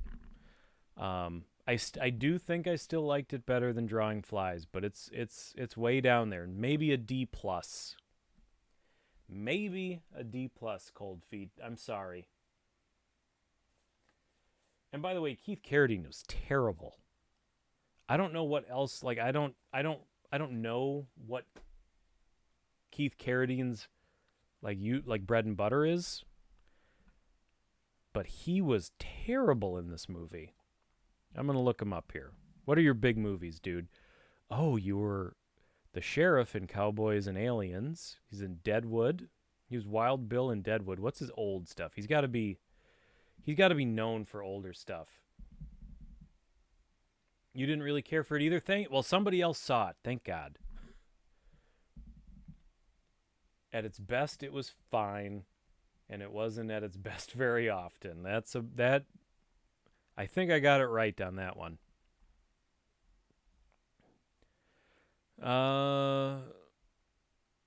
Lincoln, I mean, I guess he must have just done. It said, the back of the box said he was a Western actor. So, yeah, he must have done a lot of old Westerns, I guess. He's probably, I mean, all the Carradines are related, so he's probably related. Oh, here you go. Second generation of acting Carradines. David, Keith, and Robert are proudly continuing the family tradition and begetting a third generation of talent. So yeah, he must be David's brother. Oh, there you go. Okay. Our last, someone needs to be writing these Brianisms. I mean, it's all on YouTube. It's all on the YouTubes forever. Oh, we didn't do it for the Frighteners, but I have a new segment of these reviews that I want to do because we were out thrifting and my wife spotted on the bookshelf a book that I want to start including in our reviews. It is The Blockbuster Guide to Movies and Videos 1999. That's right. 23,000 movie reviews. So I thought it would be fun to check if these movies were in here. Let's do the Frighteners real quick. We'll check that first. That's mainstream, right? It's probably in here.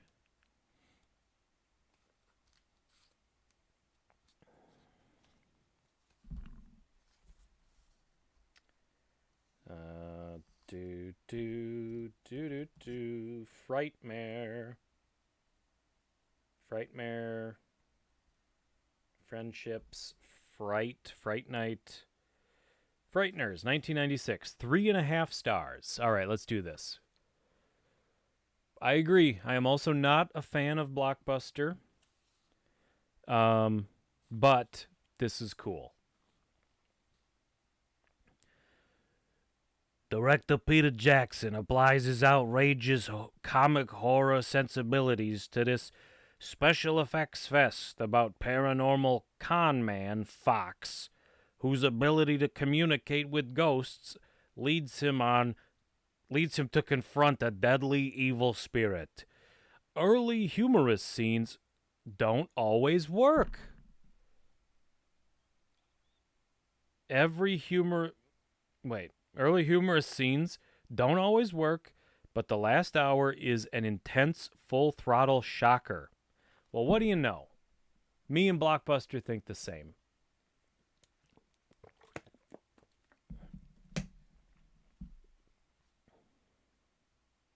Yeah, this book is, my God, this book is 20 years old. Well, I didn't want to do it in the same old-timey voice. Okay, let's look up Cold Feet.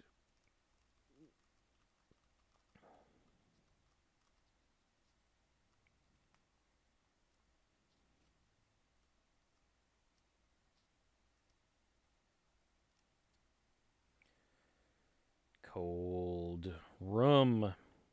Cold Feet. Yeah, here we go. It's in here. I miss video stores. I don't miss Blockbuster though, because Blockbuster, like you said, Blockbuster put, yeah, like Dager said, Blockbuster put all of my favorite video stores out of business. So, to me, Blockbuster will always be the enemy. All right, 3 stars for Cold Feet. No way. Wacky modern comedy western revolves around a scheme to bring a cache of jewels into the United States in a horse's stomach. Odd assortment of characters tends to be as grating as they are funny in this hit and miss venture. I agree with the hit and miss. And I agree that some of the characters can be grating.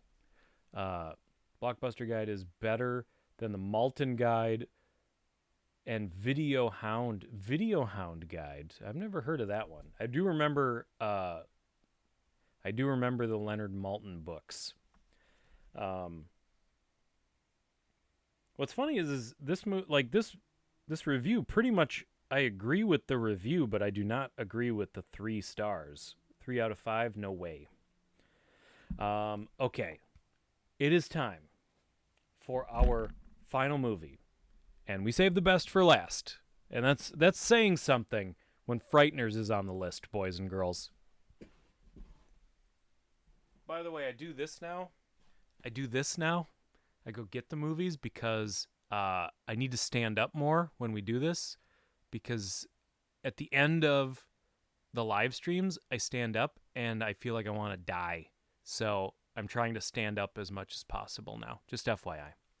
Plus, you get a nice view of the back porch. I mean, if that's not bringing in the subs, I don't know what will. So, wait, I gotta put Cold Feet back. We'd love to write a book of pithy length reviews one of these days. I would too. And actually, I'm being kind of quiet about the Hat Hole home video zine, but that is part of what I'm working on.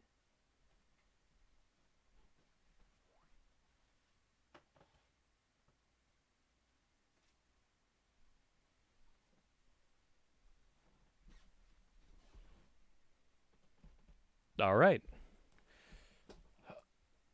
Now, ladies and gentlemen, a holy grail of the VHS collection, a rental copy from Video Droid in Mill Valley. If anyone wants to look up where area code 415 is, but a Video Droid, which I did not have in my neck of the woods,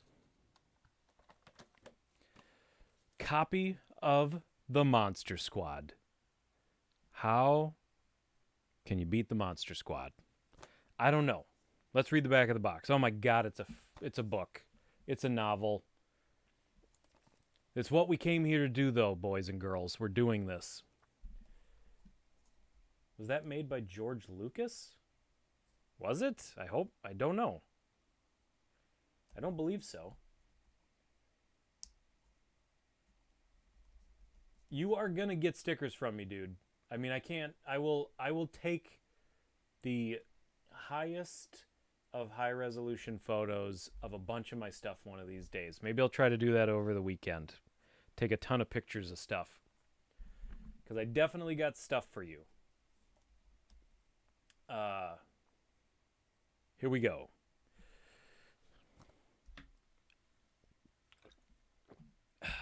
Me.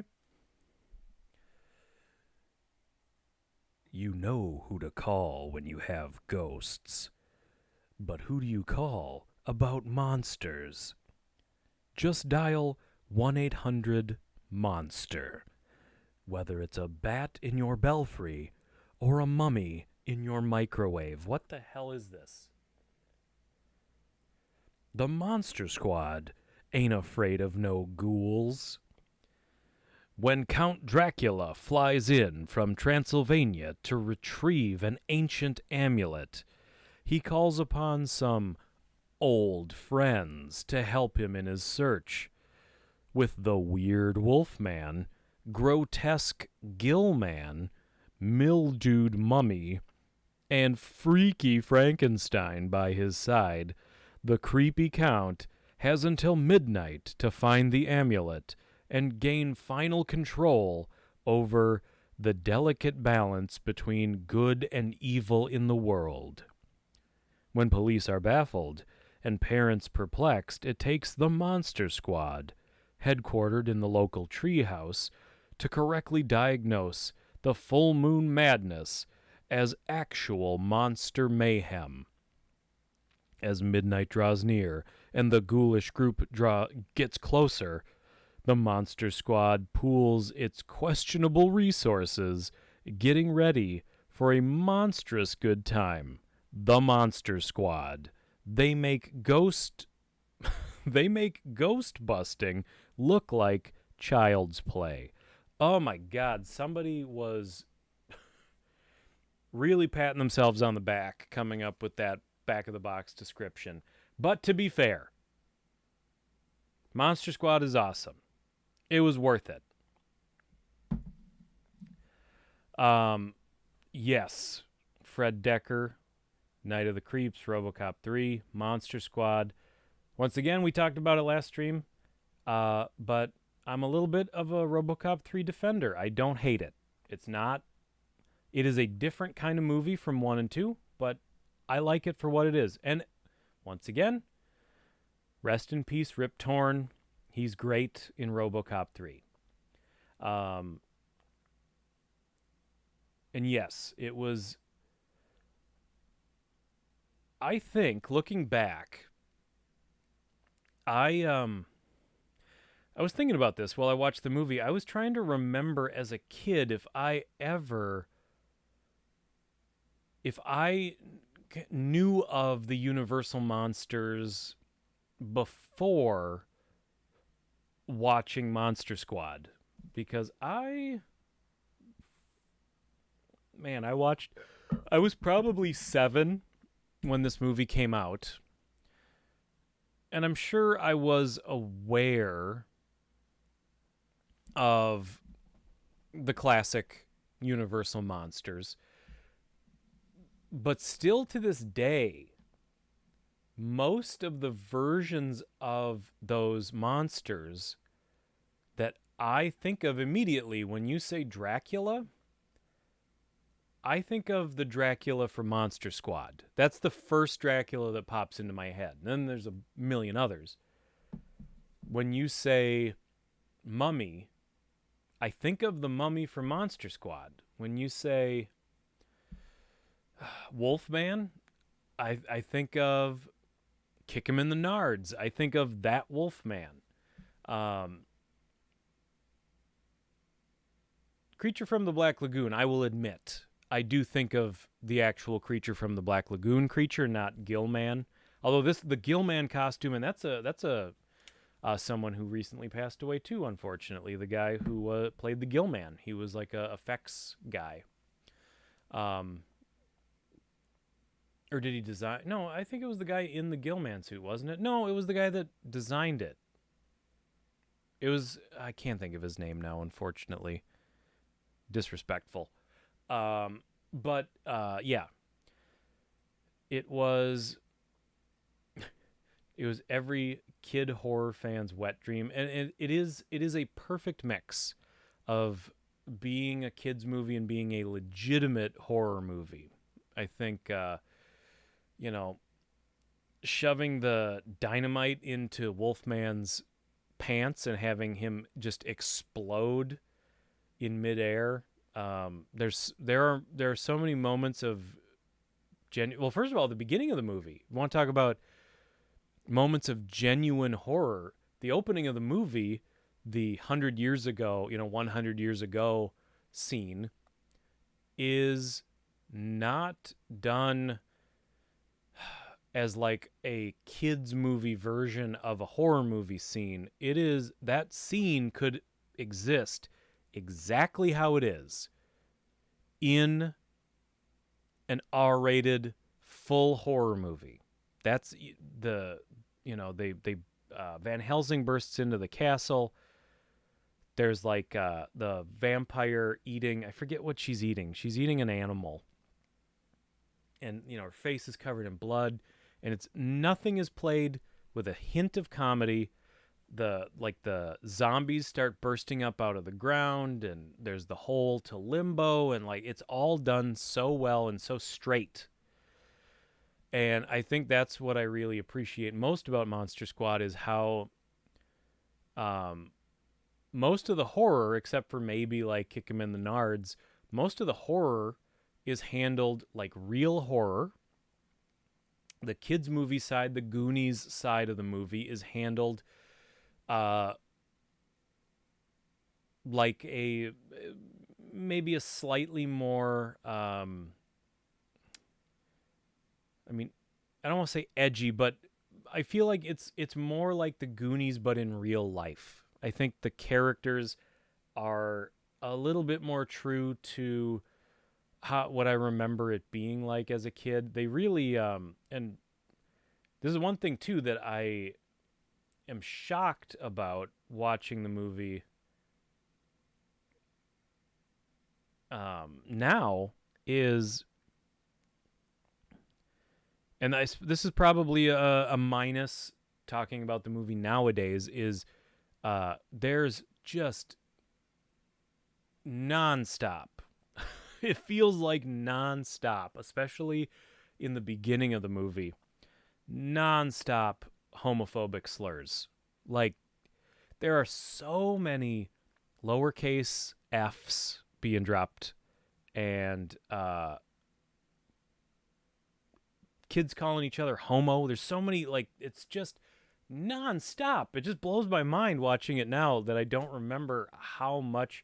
But I mean, back then, that that's how kids talked, and that's how we're used to it. And anybody who's a fan of 80s horror movies knows that kind of talk got thrown around a lot. Although I do give Monster Squad credit because it has my favorite, what I think, the now infamous nostalgia critic. I'm sure he reviewed this movie. That doesn't surprise me at all.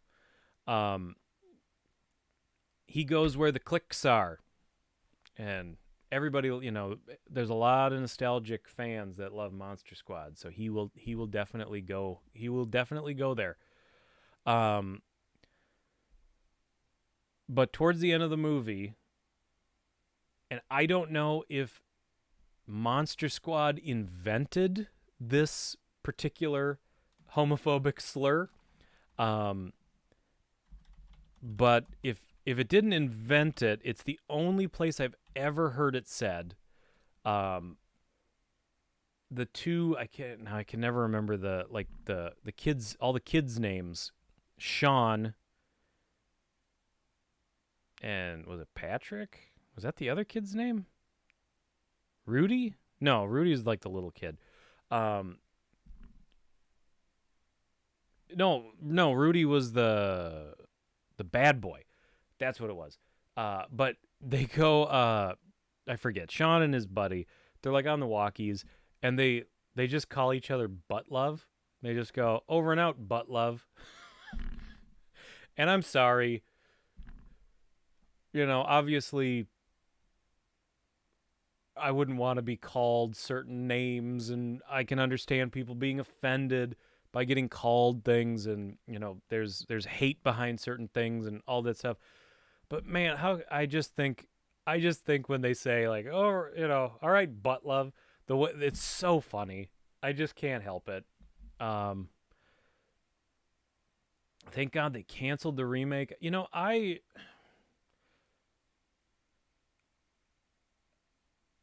I just, and that is it really, and Dagger, it really is just how people talked back then. So I mean, I can't give it. It's hard to. I don't fault the movie for it, but I think it's important to point out for maybe the next generation of fans that are going to come up that are going to be more,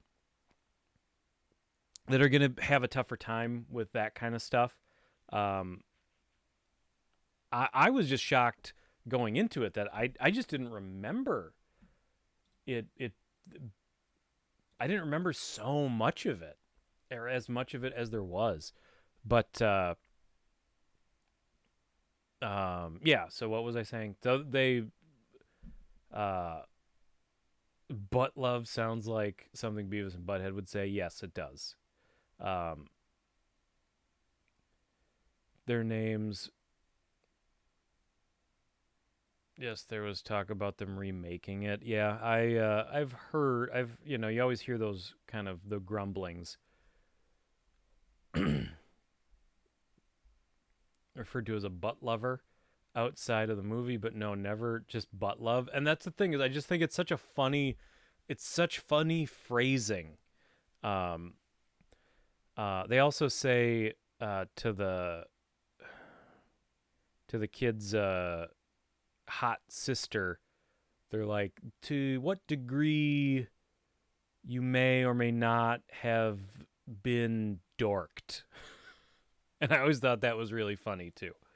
I like when movies can't, like, they can't, they don't want to just say like something, so they have to kind of invent a way of saying it that's a little more kid friendly, but ends up being funnier because they had to choose words. You know, they had to choose their words.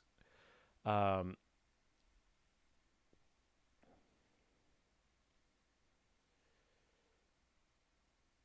no, I think I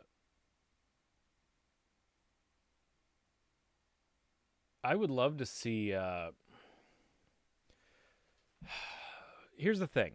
I think this is where I am generally with remakes or reboots or whatever you want to say.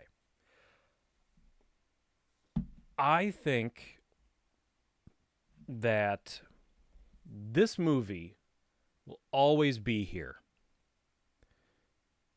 There will never be a point, like, take Footloose. You've got your original Footloose, you've got the remake that came out. They're very Footloose is a weird one because it's essentially it's one of the closest remakes I've ever seen as far as uh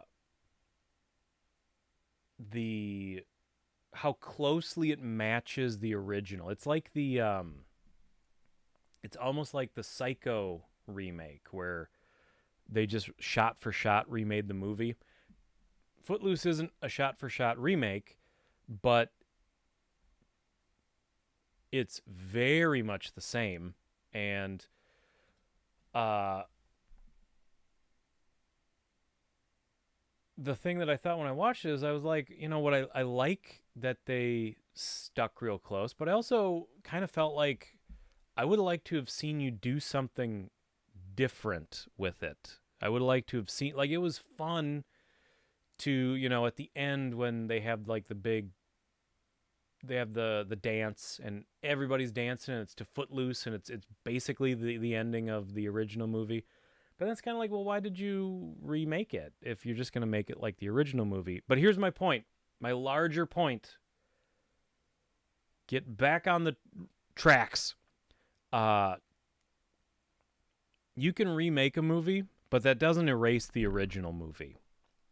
And I'm definitely hitting an an age where I sort of realize that the movie that, you know, I grew up with, it might not be the movie for kids coming up now, and maybe they would be happier with a new version of this movie that reflects the language of modern film and their own sensibilities and demographics, whatever. Um, it doesn't make the original movie go away, and I'm at a point where I'm kind of like, bring it on.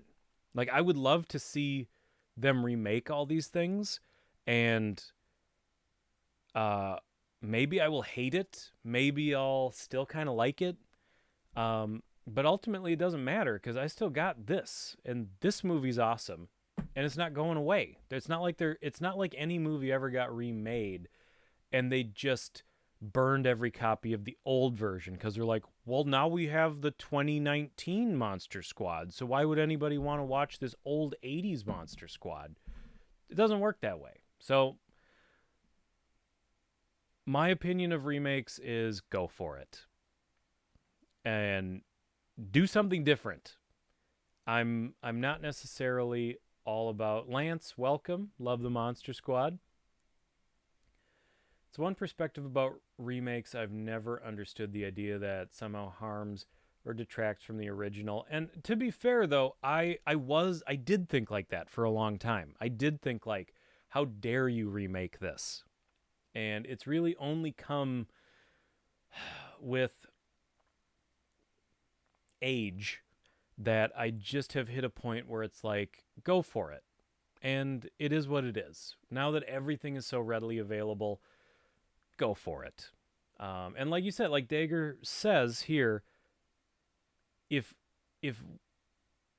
in the 80s we had had the same mentality and been like, you can't remake old movies because that's a thing already, and you can't remake things, we would not have Cronenberg's The Fly. We would not have the Frank Darabont's The Blob. Or did he wrote it? And The Blob is awesome. And it's over there somewhere. It's up there. I see it. It's that one right there. The Blob is awesome. And we wouldn't have it if in the 80s somebody said, well, it's wrong to remake movies. We wouldn't have John Carpenter's The Thing if we said it's wrong to remake movies. So, but somebody who watched the original Blob, someone who was a teenager when the original Blob came out, and then in the 80s is like an old fart, would be like, what the hell is this movie? This isn't not my Blob. Hashtag not my Blob. Like, it let's go for it. It's all storytelling. Like, you can tell me the same story, but now you're going to have to tell it to me in a more interesting way or in a different way. Like, and again, maybe the remake isn't for me. Maybe the remake isn't going to be, maybe it is, like, you can say like hashtag not my Monster Squad if they ever remake it. But the truth is maybe it isn't your Monster Squad. Maybe it's, we've got ours, and we love ours. And maybe a 10-year-old is going to love a new one that comes out, and that's theirs. And we don't have to love it, because here we are. Like, that's kind of what this space is for. This space is for all of us who loved all this stuff from especially the 80s and the 90s, to have a place to go like, this is all the stuff we love, and this is our space. And they can have their space. I don't care. People can have their space. So yeah, there you go. But that being said, I mean, we've barely even talked about the movie.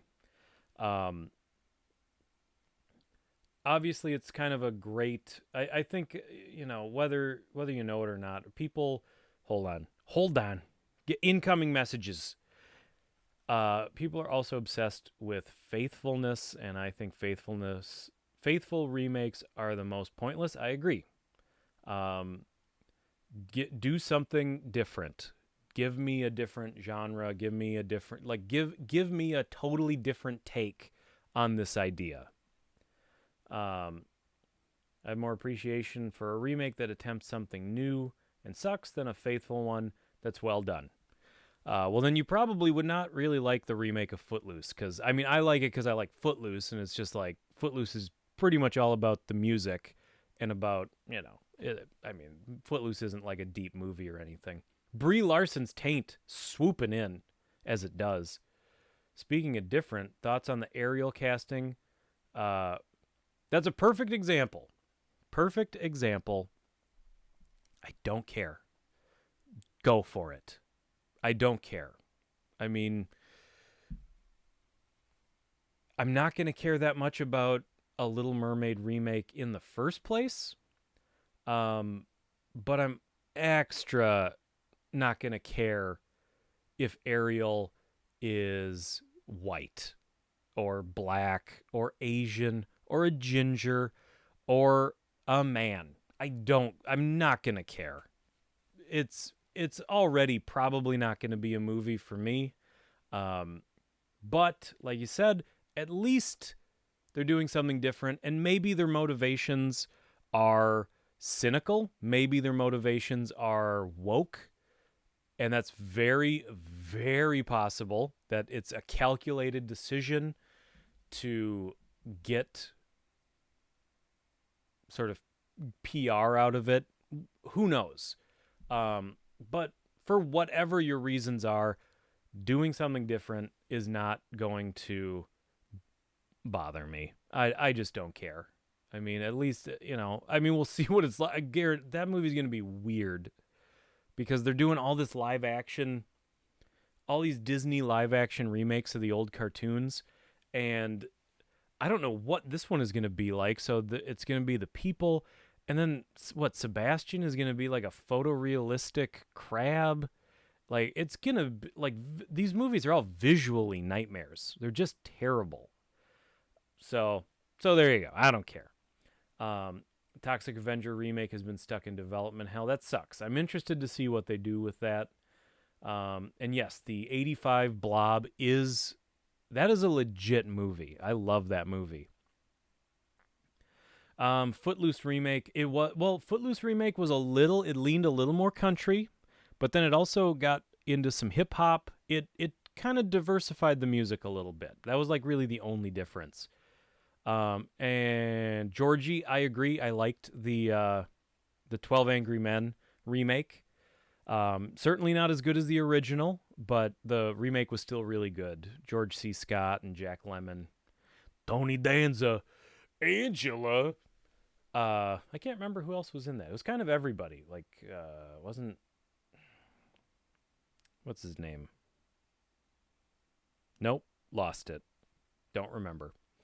Um, do you think they will remake the Song of the South? Maybe a little less racist. I think, in truth, obviously that's a joke, but in truth, Disney will forever run as far away from Song of the South as they can ever possibly get. I think they are finally at a point. I remember as a kid, you couldn't get Song of the South, but they were still using some characters from it, like the cartoon characters from it were still popping up in, like, I remember like little reading books and stuff that still had those characters in it.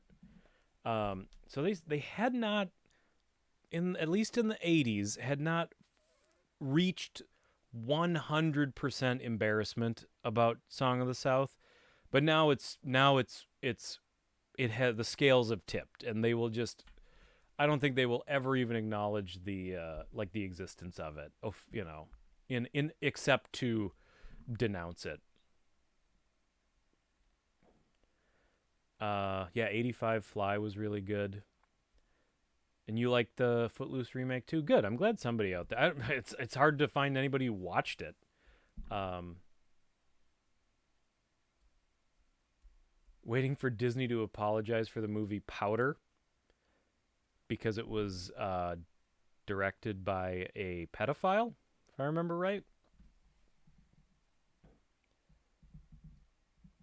And yes, I agree. 1982 Thing is better than the 50s. I agree. 1982 Thing is one of my all-time favorite movies. And it has been since I was a little kid. I was way too young when I saw that movie. They funded that movie knowing the director was a pedo. Well, yeah, that's not cool. Not cool at all. Do you own a dog? I don't, unfortunately. We have little critters in this house. We have a pet rat, and we have a pet hairless guinea pig, and a pet dove.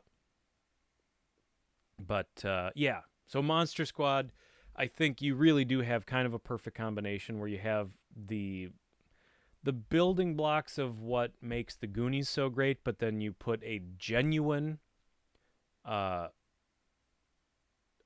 edge onto it, and it's again, it's not a kids movie version of a horror edge. It is a legit you could put this movie in the horror movie section, and I think that would be appropriate. I think it's more appropriate in the horror section than it is in the kids section, for sure.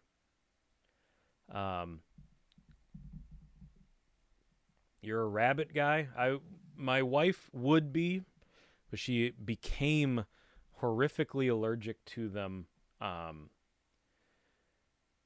as a kid. But she had bunnies growing up, and it I think we would definitely have at least one if she wasn't so allergic, unfortunately. Oh yeah, I'm sure. I mean, again, I don't watch Stranger Things, but I have to believe that Monster Squad is a big influence.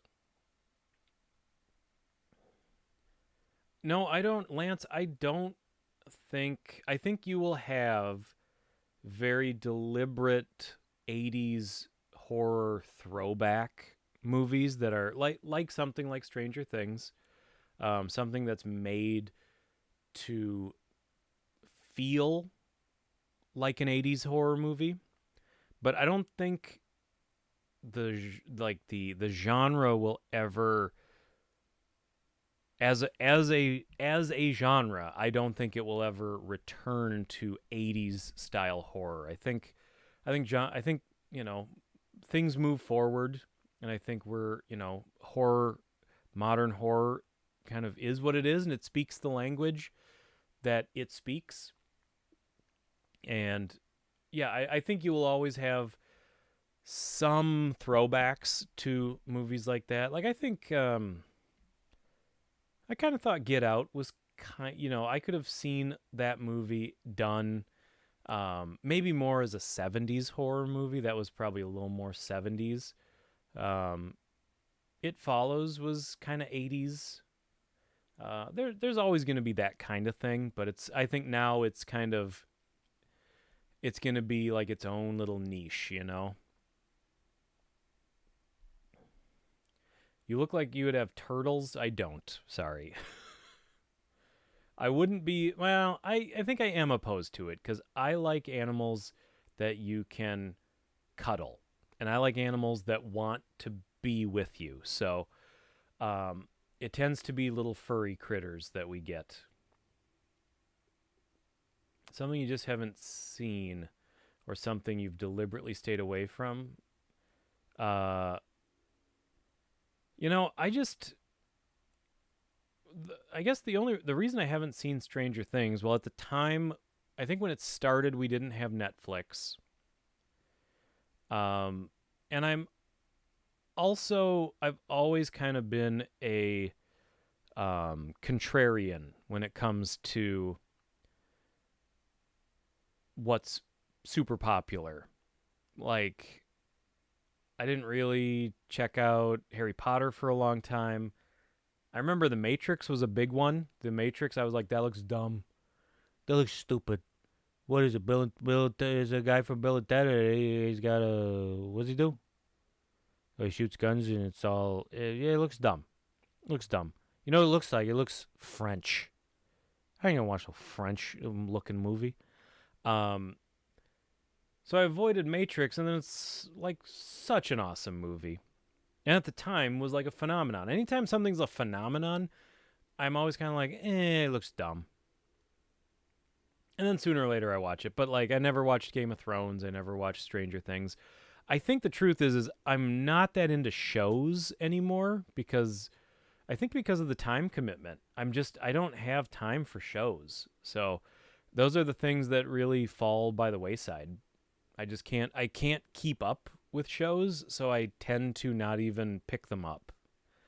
I have nothing against Stranger Things. I never thought like, oh, that looks dumb with Stranger Things. Um, I think at first I couldn't watch it, and then after that, I just was never super motivated to. Yeah, Brian Singer is a giant problem, unfortunately.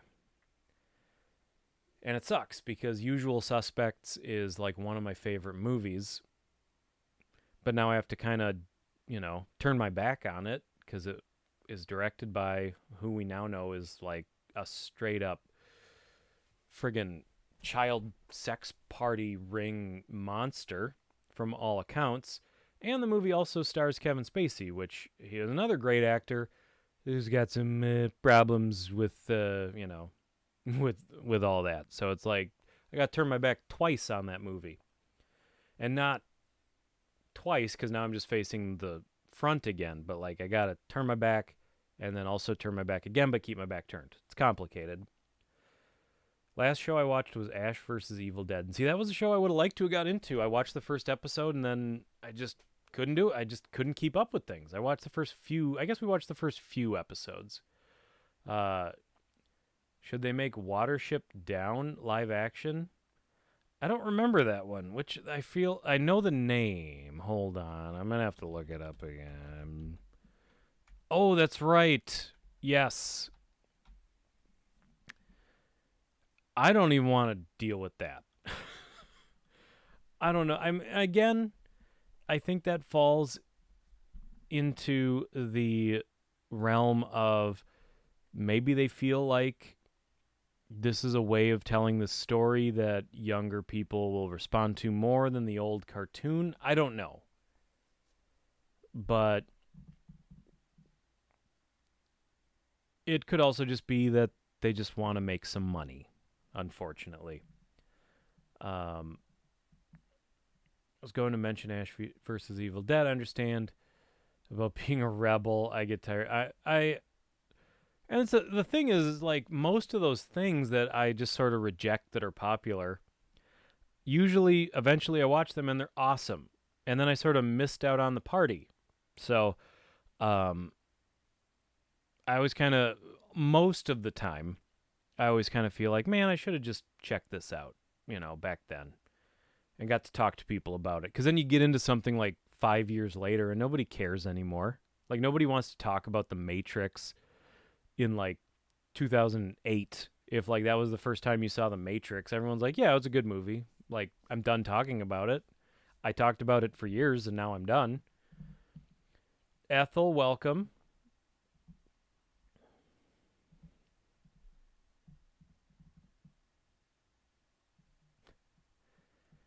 Those guys, Bryan Singer and Kevin Spacey are literally now the usual suspects. When there's an assault on a child, not a great joke. I'm gonna work on that one.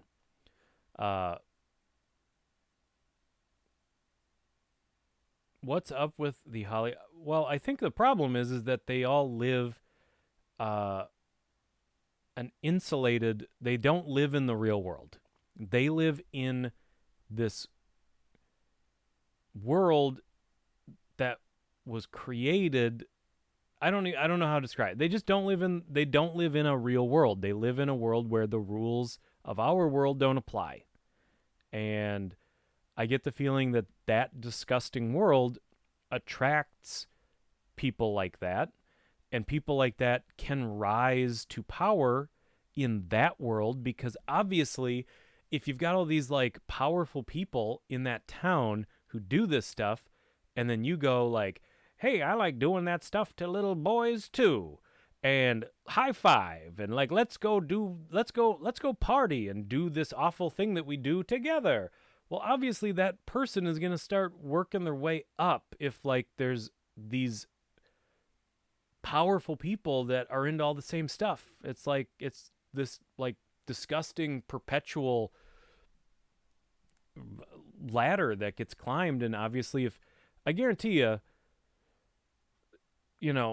think in Hollywood, I think you'd have to be, I don't think anybody who's been in Hollywood for a long time and who any A-list celebrity could ever say like, oh, I didn't know anything was going on. It's like bullshit. You all know what's up.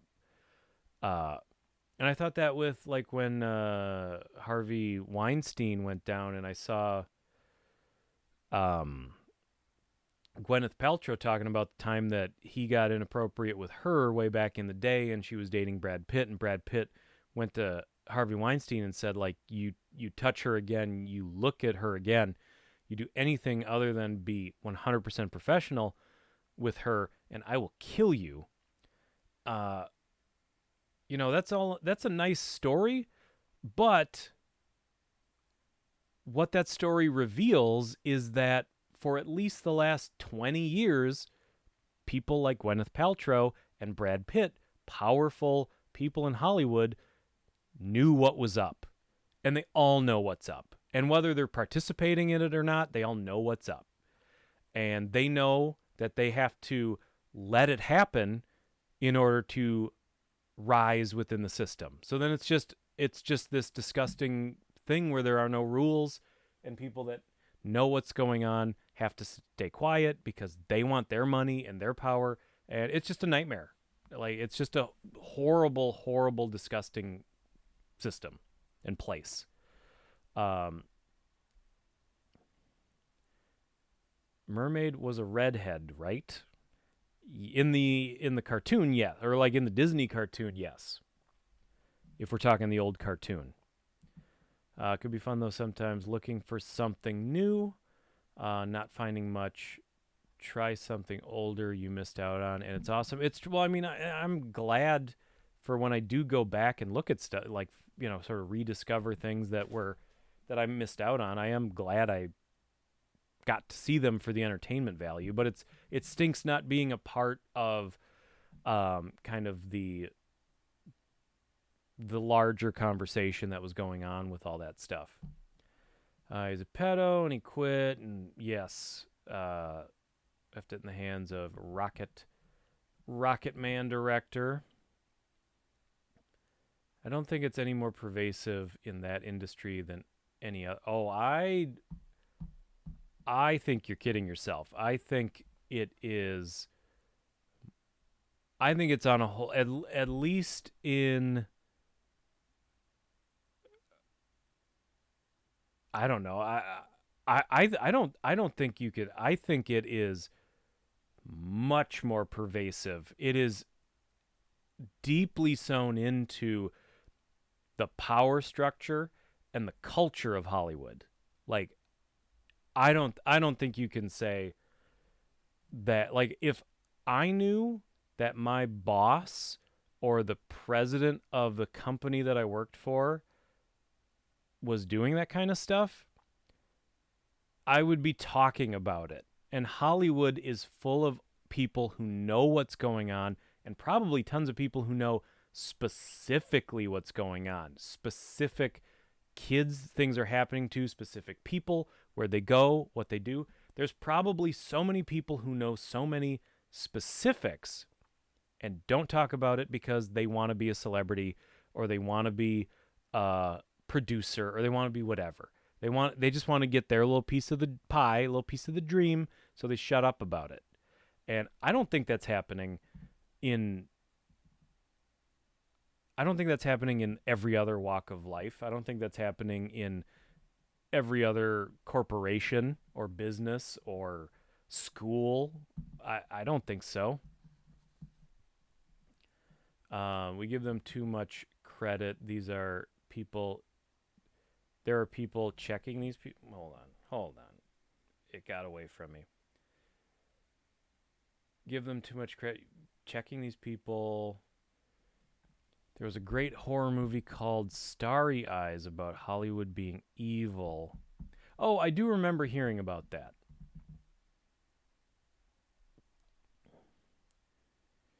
Yep, Brad Pitt apparently was, at least he got in the dude's face about it. But again, then you knew what was going on for 20 years and did nothing. So cool. And you probably kissed his ass for 20 years after that. What do you think of handheld horror like Paranormal Activity? I think it can be good.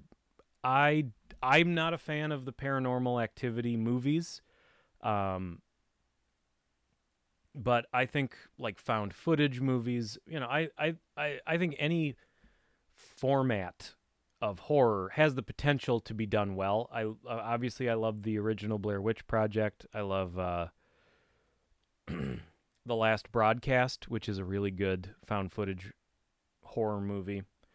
I really liked. I brought it up a couple times. Not that long ago, I watched Willow Creek, which was a horror found footage movie based with a Bigfoot theme. I ended up really liking that movie too. Not great, but it was a good movie. So yeah, I think I don't immediately discredit a movie just because it's found footage, but there's plenty of stinkers out there because I think it's, once again, I think there's craft to filmmaking, And I think if you're making a found footage movie, sometimes you can use that as an excuse to do away with craft or just not be that, just not be that talented as far as the craft of filmmaking goes. So there's plenty of people that don't know a whole lot about filmmaking that go like, "Oh, we'll make it a found footage movie." So, but there are some really good ones.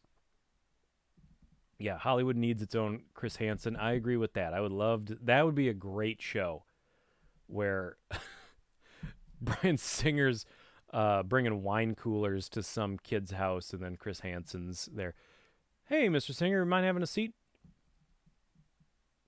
So when you said here in the chat room, I want to blank in your blank, what did you mean by that? I'm his friend.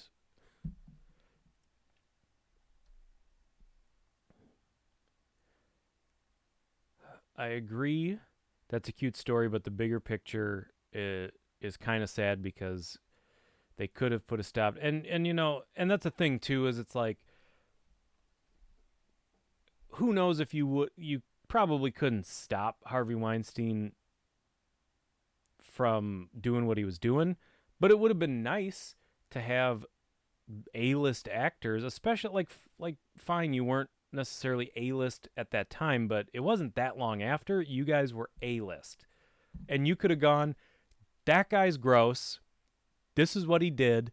I will never work with him. And say it. And, at least say your experiences and put these things out there. I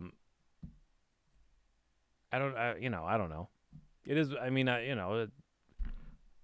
I don't think any one of us could go into that system and like take it down. Like I think it's at this point it kind of is what it is. But hopefully now it's starting to crumble. Anyone a fan of the movie The Gate? Yes. I'm a big fan of The Gate. I haven't watched it. I probably haven't watched it since I was a teenager. I do have it on DVD. I've been waiting to get it on VHS before I can talk about it on the channel, but someday we will talk about it.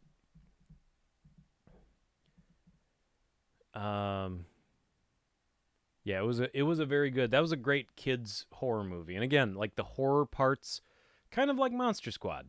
Remember when we were talking about Monster Squad? It's kind of it's a movie that handles the horror seriously, and I like that. But yeah, we'll probably wrap things up pretty quick here, but ultimately Monster Squad is an awesome movie. It is the right balance of comedy and horror, and I like that it treats. I should point out too. My favorite line, like everybody loves Wolfman's Got Nards, and like there's quotes. My favorite quote of the movie is at the end when they're kind of making their final.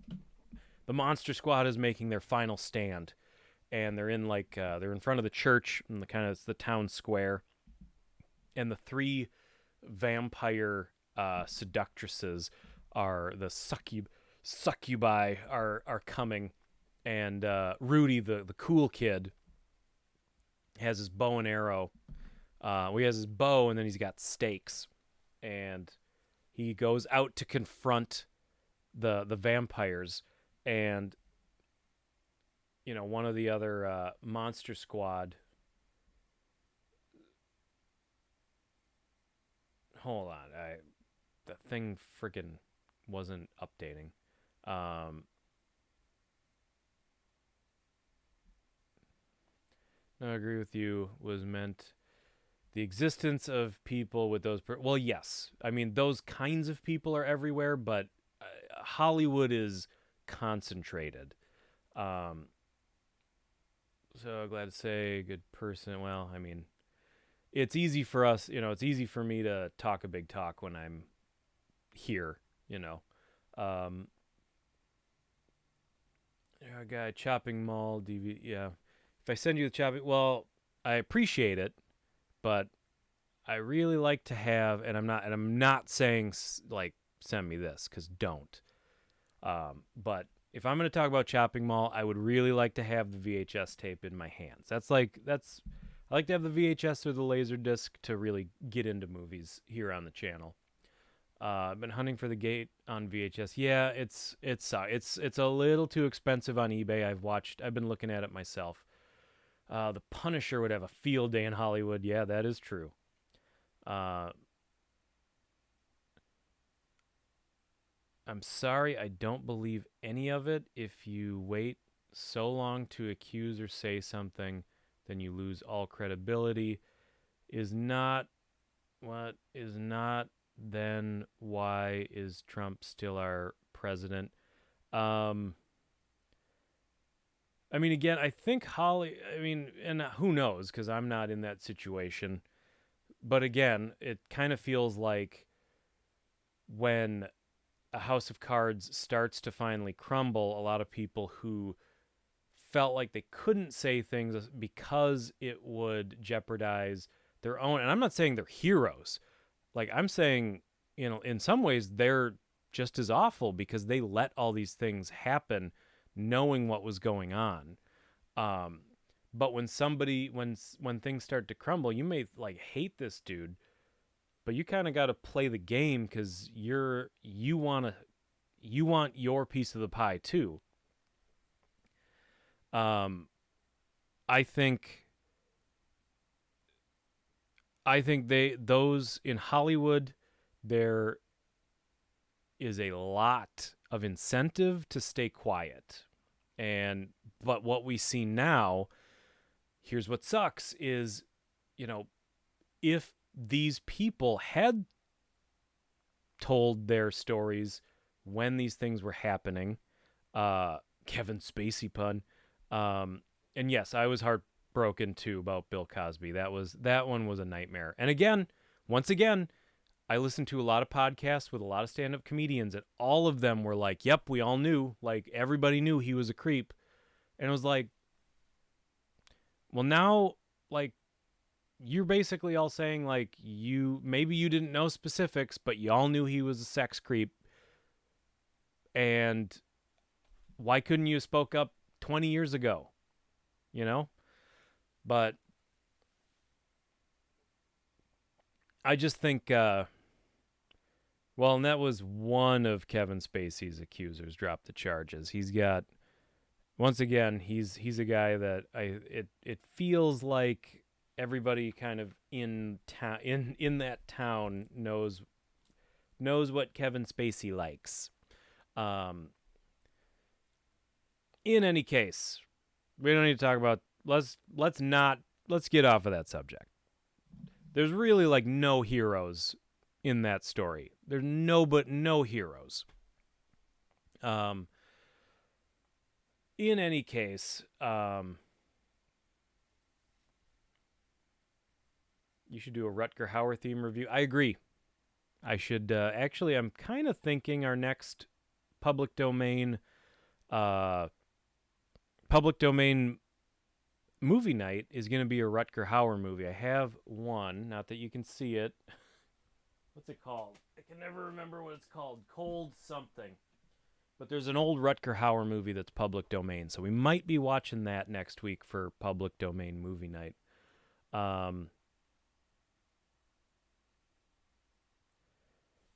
But in any case, so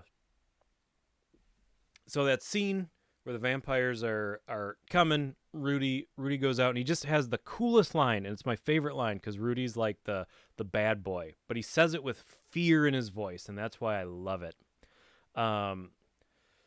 He goes, I can't remember. They're like, Rudy, where are you going? And he just goes, I'm in the goddamn club, aren't I?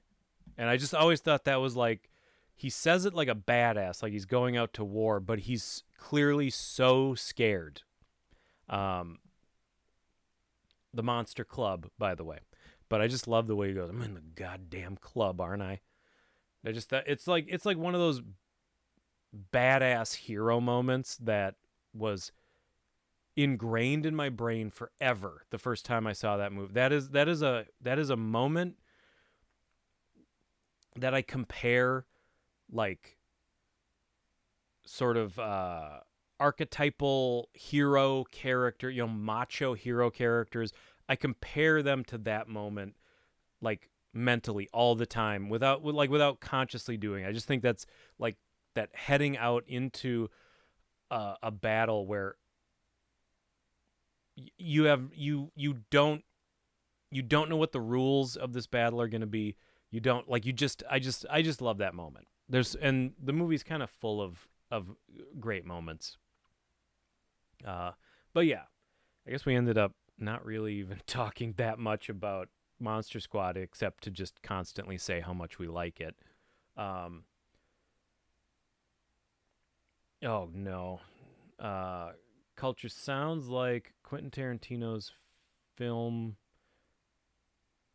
There's really no good guys, just guys worse than others. Yeah, I agree. Bottom line is Monster Squad is awesome.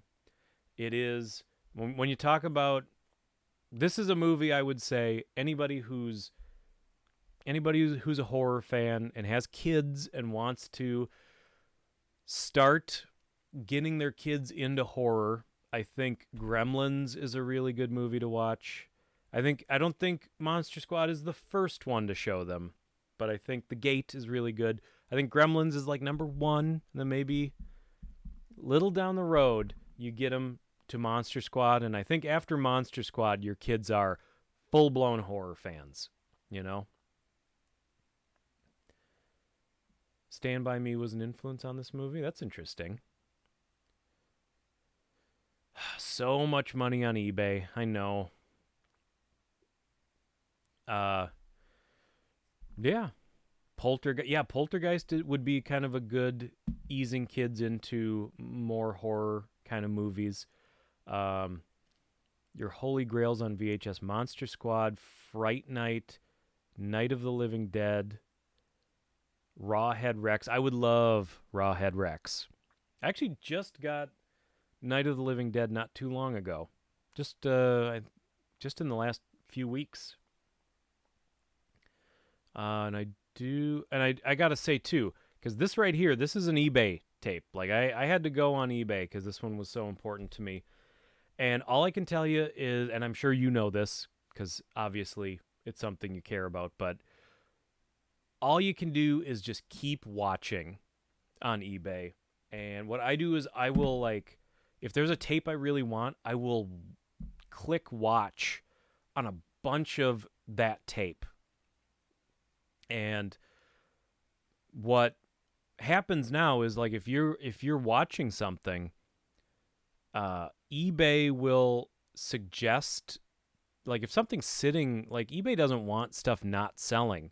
So if it's sitting there and you clicked watch and it's gone a day or two, eBay will start sending notifications to the seller like, hey, like offer this person a discount and they'll buy it, and and now eBay knows you like Monster Squad. So eBay will start saying like, hey, we noticed some other listings for this. If you just kind of go hog wild on a tape, uh, eBay is going to try to find you one that is at a price you will pay, you know? So I ended up getting it wasn't, I think I finally found one. This one I think was 15. And I want to say, at least at the time, I don't know what it is now, but at the time, like 25 was really like the cheapest I was going to get it for. That was kind of the typical going rate was 25. So I just watched it for a long time. I watched it for, months, and sooner or later I saw one for 15 and I went, and it's what I wanted. I wanted a rental clamshell Monster Squad. I wanted one as close to the tape that I rented from Video Review back in the 80s, and I got it. Yep, I did show you the Night of the Living Dead tape. Last week. I can't remember now. Was last week the thrifting video? Um,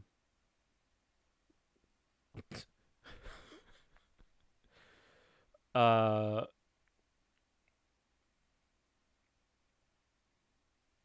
It's one of a handful of tapes you stubbornly need to find in the wild. I understand that too. Like, sometimes it's the most important thing is to get the tape. Sometimes the more important thing is the journey. It's like how you got the, it's finding the tape. Oh yes, it will be mine. Uh Hopefully you and me both. I really need to get The Gate on VHS as well. Why do I prefer VHS? I mean, it's one thing, it's nostalgia for one thing. It's what I grew up with. It's what I love most is the video store. It's not so much like, oh, I love VHS tapes. It's more that I love the video store, and VHS tapes are forever 100% intertwined with those memories of the video store. Um, so with a movie like Monster Squad is a perfect example. I remember exactly where this VHS tape, not this exact one, but I remember exactly where the tape of Monster Squad was in the video store that I grew up next to. Like I could walk you right, like you could blindfold me and I could walk you right to it. So that's kind of the big part of it is the memories of the video store. But then too, there came a point where VHS is starting to become sort of retro cool. So the collector markets are really starting to skyrocket. But man, 10 years ago, you could get VHS tapes for nothing. And 9 times out of 10, I just want to watch a movie. So if I could find a VHS tape of a movie for 20 cents, but the DVD is $20, I'm going to pay 20 cents for a VHS tape because I want to watch the movie. Um, so yeah. And then it just becomes a collecting, for not like a collection for value, but um, it just becomes a thing to collect and have fun with. And I like mechanical things. I like the VCR. I like that a tape, I like the physicality of a tape, the sort of mechanical nature of a VHS tape and a VCR. I love all that kind of stuff too. If you find Belladonna, it's on DVD and Blu-ray. What started you doing this channel and collecting? Well, I think collecting just started happening out of nostalgia, and I think really the channel, I guess, sort of started as just a place because I like talking about movies, and the channel just became a thing, a place to talk about movies, just another outlet. And I went to school for, I went to college for video and film production, and obviously I don't really do any video and film production in my regular life. So having a YouTube channel was a place to get to film things and edit things and do more of that kind of stuff again. So that's kind of where the channel came from.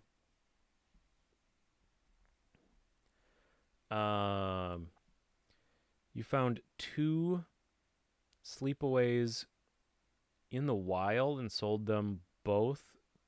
You're part of the problem. I mean, why not? I definitely grab doubles of things occasionally, with the intent to sell. I'm usually a little like too lazy. I have a lot of stuff that I would like to eBay. It's kind of surplus stuff, but I just never get around to it.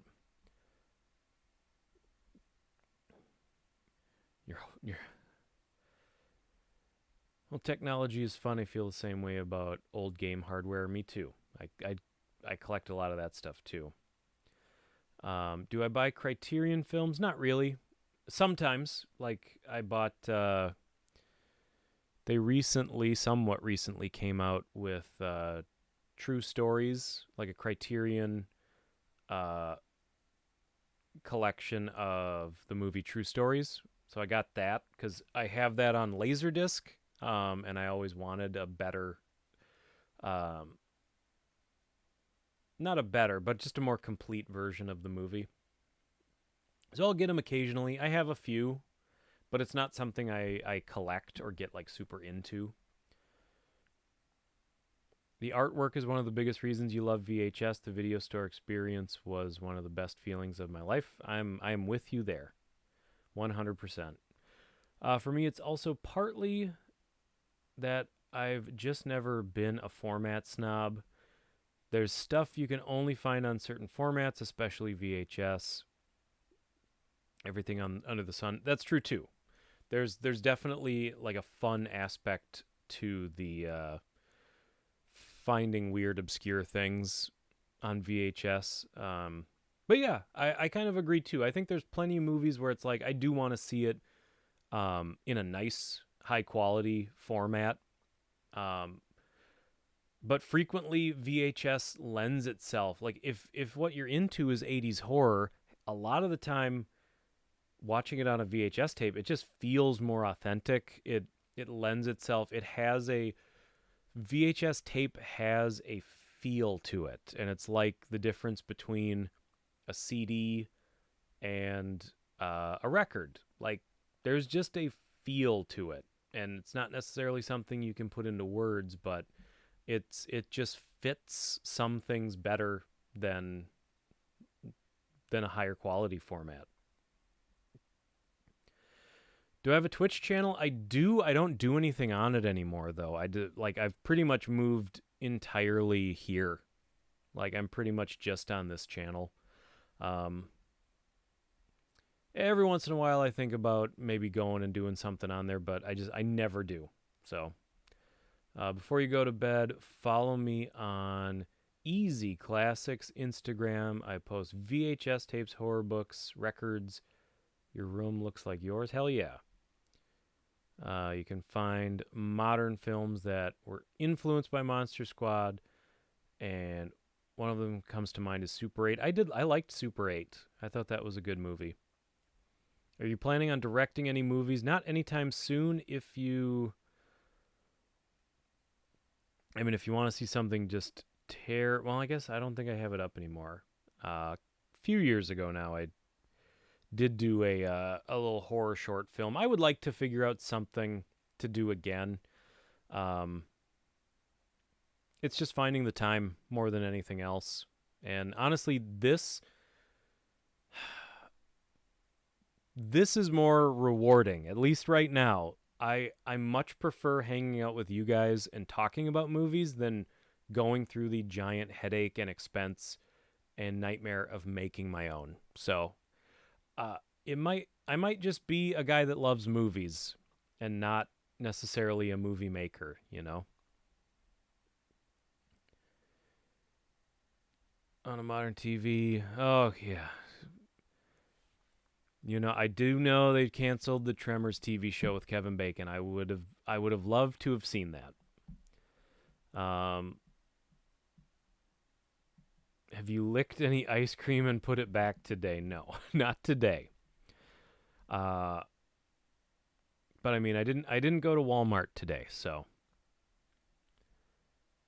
Do you like Turner Classic Movies? I don't have anything against them, as far as I know. This is a movie. It kind of is. You're right. I should review Johnny Mnemonic. All right, I will consider it. It is on the wall. Not that things have to be on the wall, but it is back there. All right. Well, I guess we'll call it a night. We went like an extra hour tonight. Wait, did we didn't read? Hold on. We got to do one last thing. I'll do one last thing. We'll read the Monster Squad review in the Blockbuster book. I'm assuming it's in there. It's got to be.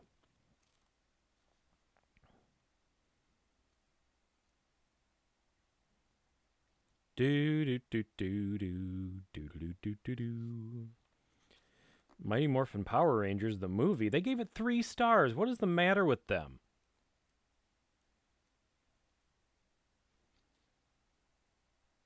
Where is it? Mr. Holland's Opus, Mole People.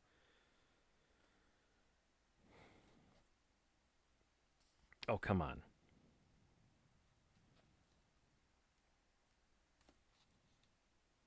The Monster Club.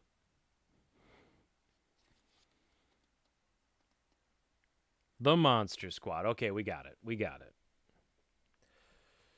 Okay, here we go. The Monster Squad. 4 stars. Likeable, exciting homage to classic movie monster flicks. Dracula leads his creature cohorts in search of a magic amulet which will grant him world domination, and only a group of savvy, small-town kids stand in his way. Fast-paced fun.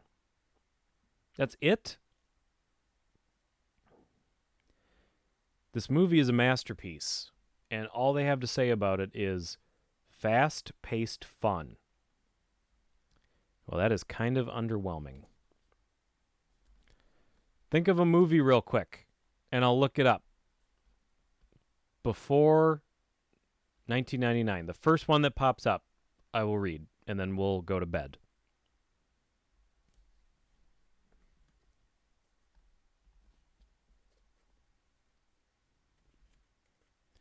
Godzilla, oh my god. Original or 99?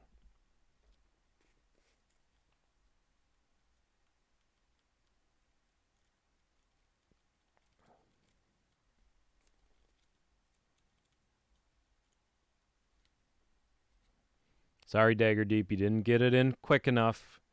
That's what she said. Original Godzilla. Okay, we'll see what it says.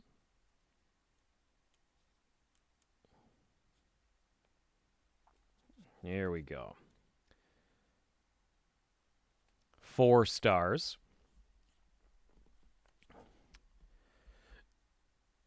Atomic testing thaws the gigantic reptile who then attacks Tokyo for the first time in this manic monster flick.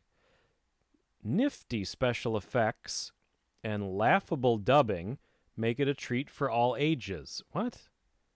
Greatly inspired by the Beast from 20,000 Fathoms, spawned countless sequels. I don't think it's countless, but and oversized Thing movies. I mean, nowadays we would say kaiju. Burr filmed his scenes separately for U.S. release.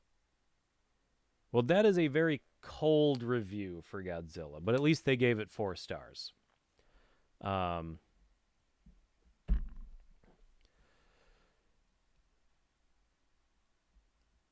There definitely seems to be a disconnect between the reviews and the star ratings. I feel like those must have been 2 separate people. I'm guessing Blockbuster Book way before Rotten Tomatoes. I guess I don't know when Rotten Tomatoes started. They might not be that far apart, but it definitely came well before. I guess we are going to call it a night. Thank you, everybody, so much for hanging out for an extra hour. It was fun. We never didn't have something to talk about. That's why I guess we spent an hour saying Hollywood's full of creeps, but we ain't lying. So yeah, next live stream will be Sunday morning. We'll play some Nintendo or Super Nintendo or something like that. And then a week from tonight, I think we'll be doing, if I remember right, we'll be doing the public domain movie night, right? That's the schedule? I forget. But we'll confirm. We'll make sure that's the case. But in any case, obviously, if you haven't already, hit the subscribe button. So when I schedule live streams, even though we're on a pretty consistent schedule, I always get them scheduled a day or two ahead of time. So you know they're upcoming. You know the was it you, Roddy, that said, somebody here said, same bat same hat time, same hat channel. But I always like to try to keep you informed. What's that flick? What? Which one?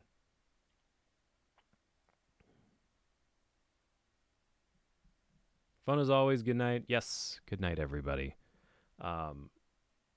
Roddy, quick. What flick are you talking about? The next public domain.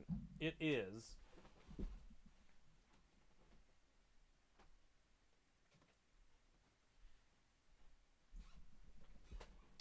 I can't say for sure this is what it's going to be, but it's probably going to be Cold Blood, starring Rutger Hauer. My information tells me that it is public domain. So as long as that is true, and I get it captured and everything, and like I can prove to myself that it's not going to be a problem, that'll be our next movie. If not, I'll have to figure something else out. So there you go. Thank you everybody so much for watching. I will catch all you cool cats and you dirty dogs on the flip side. Bye-bye.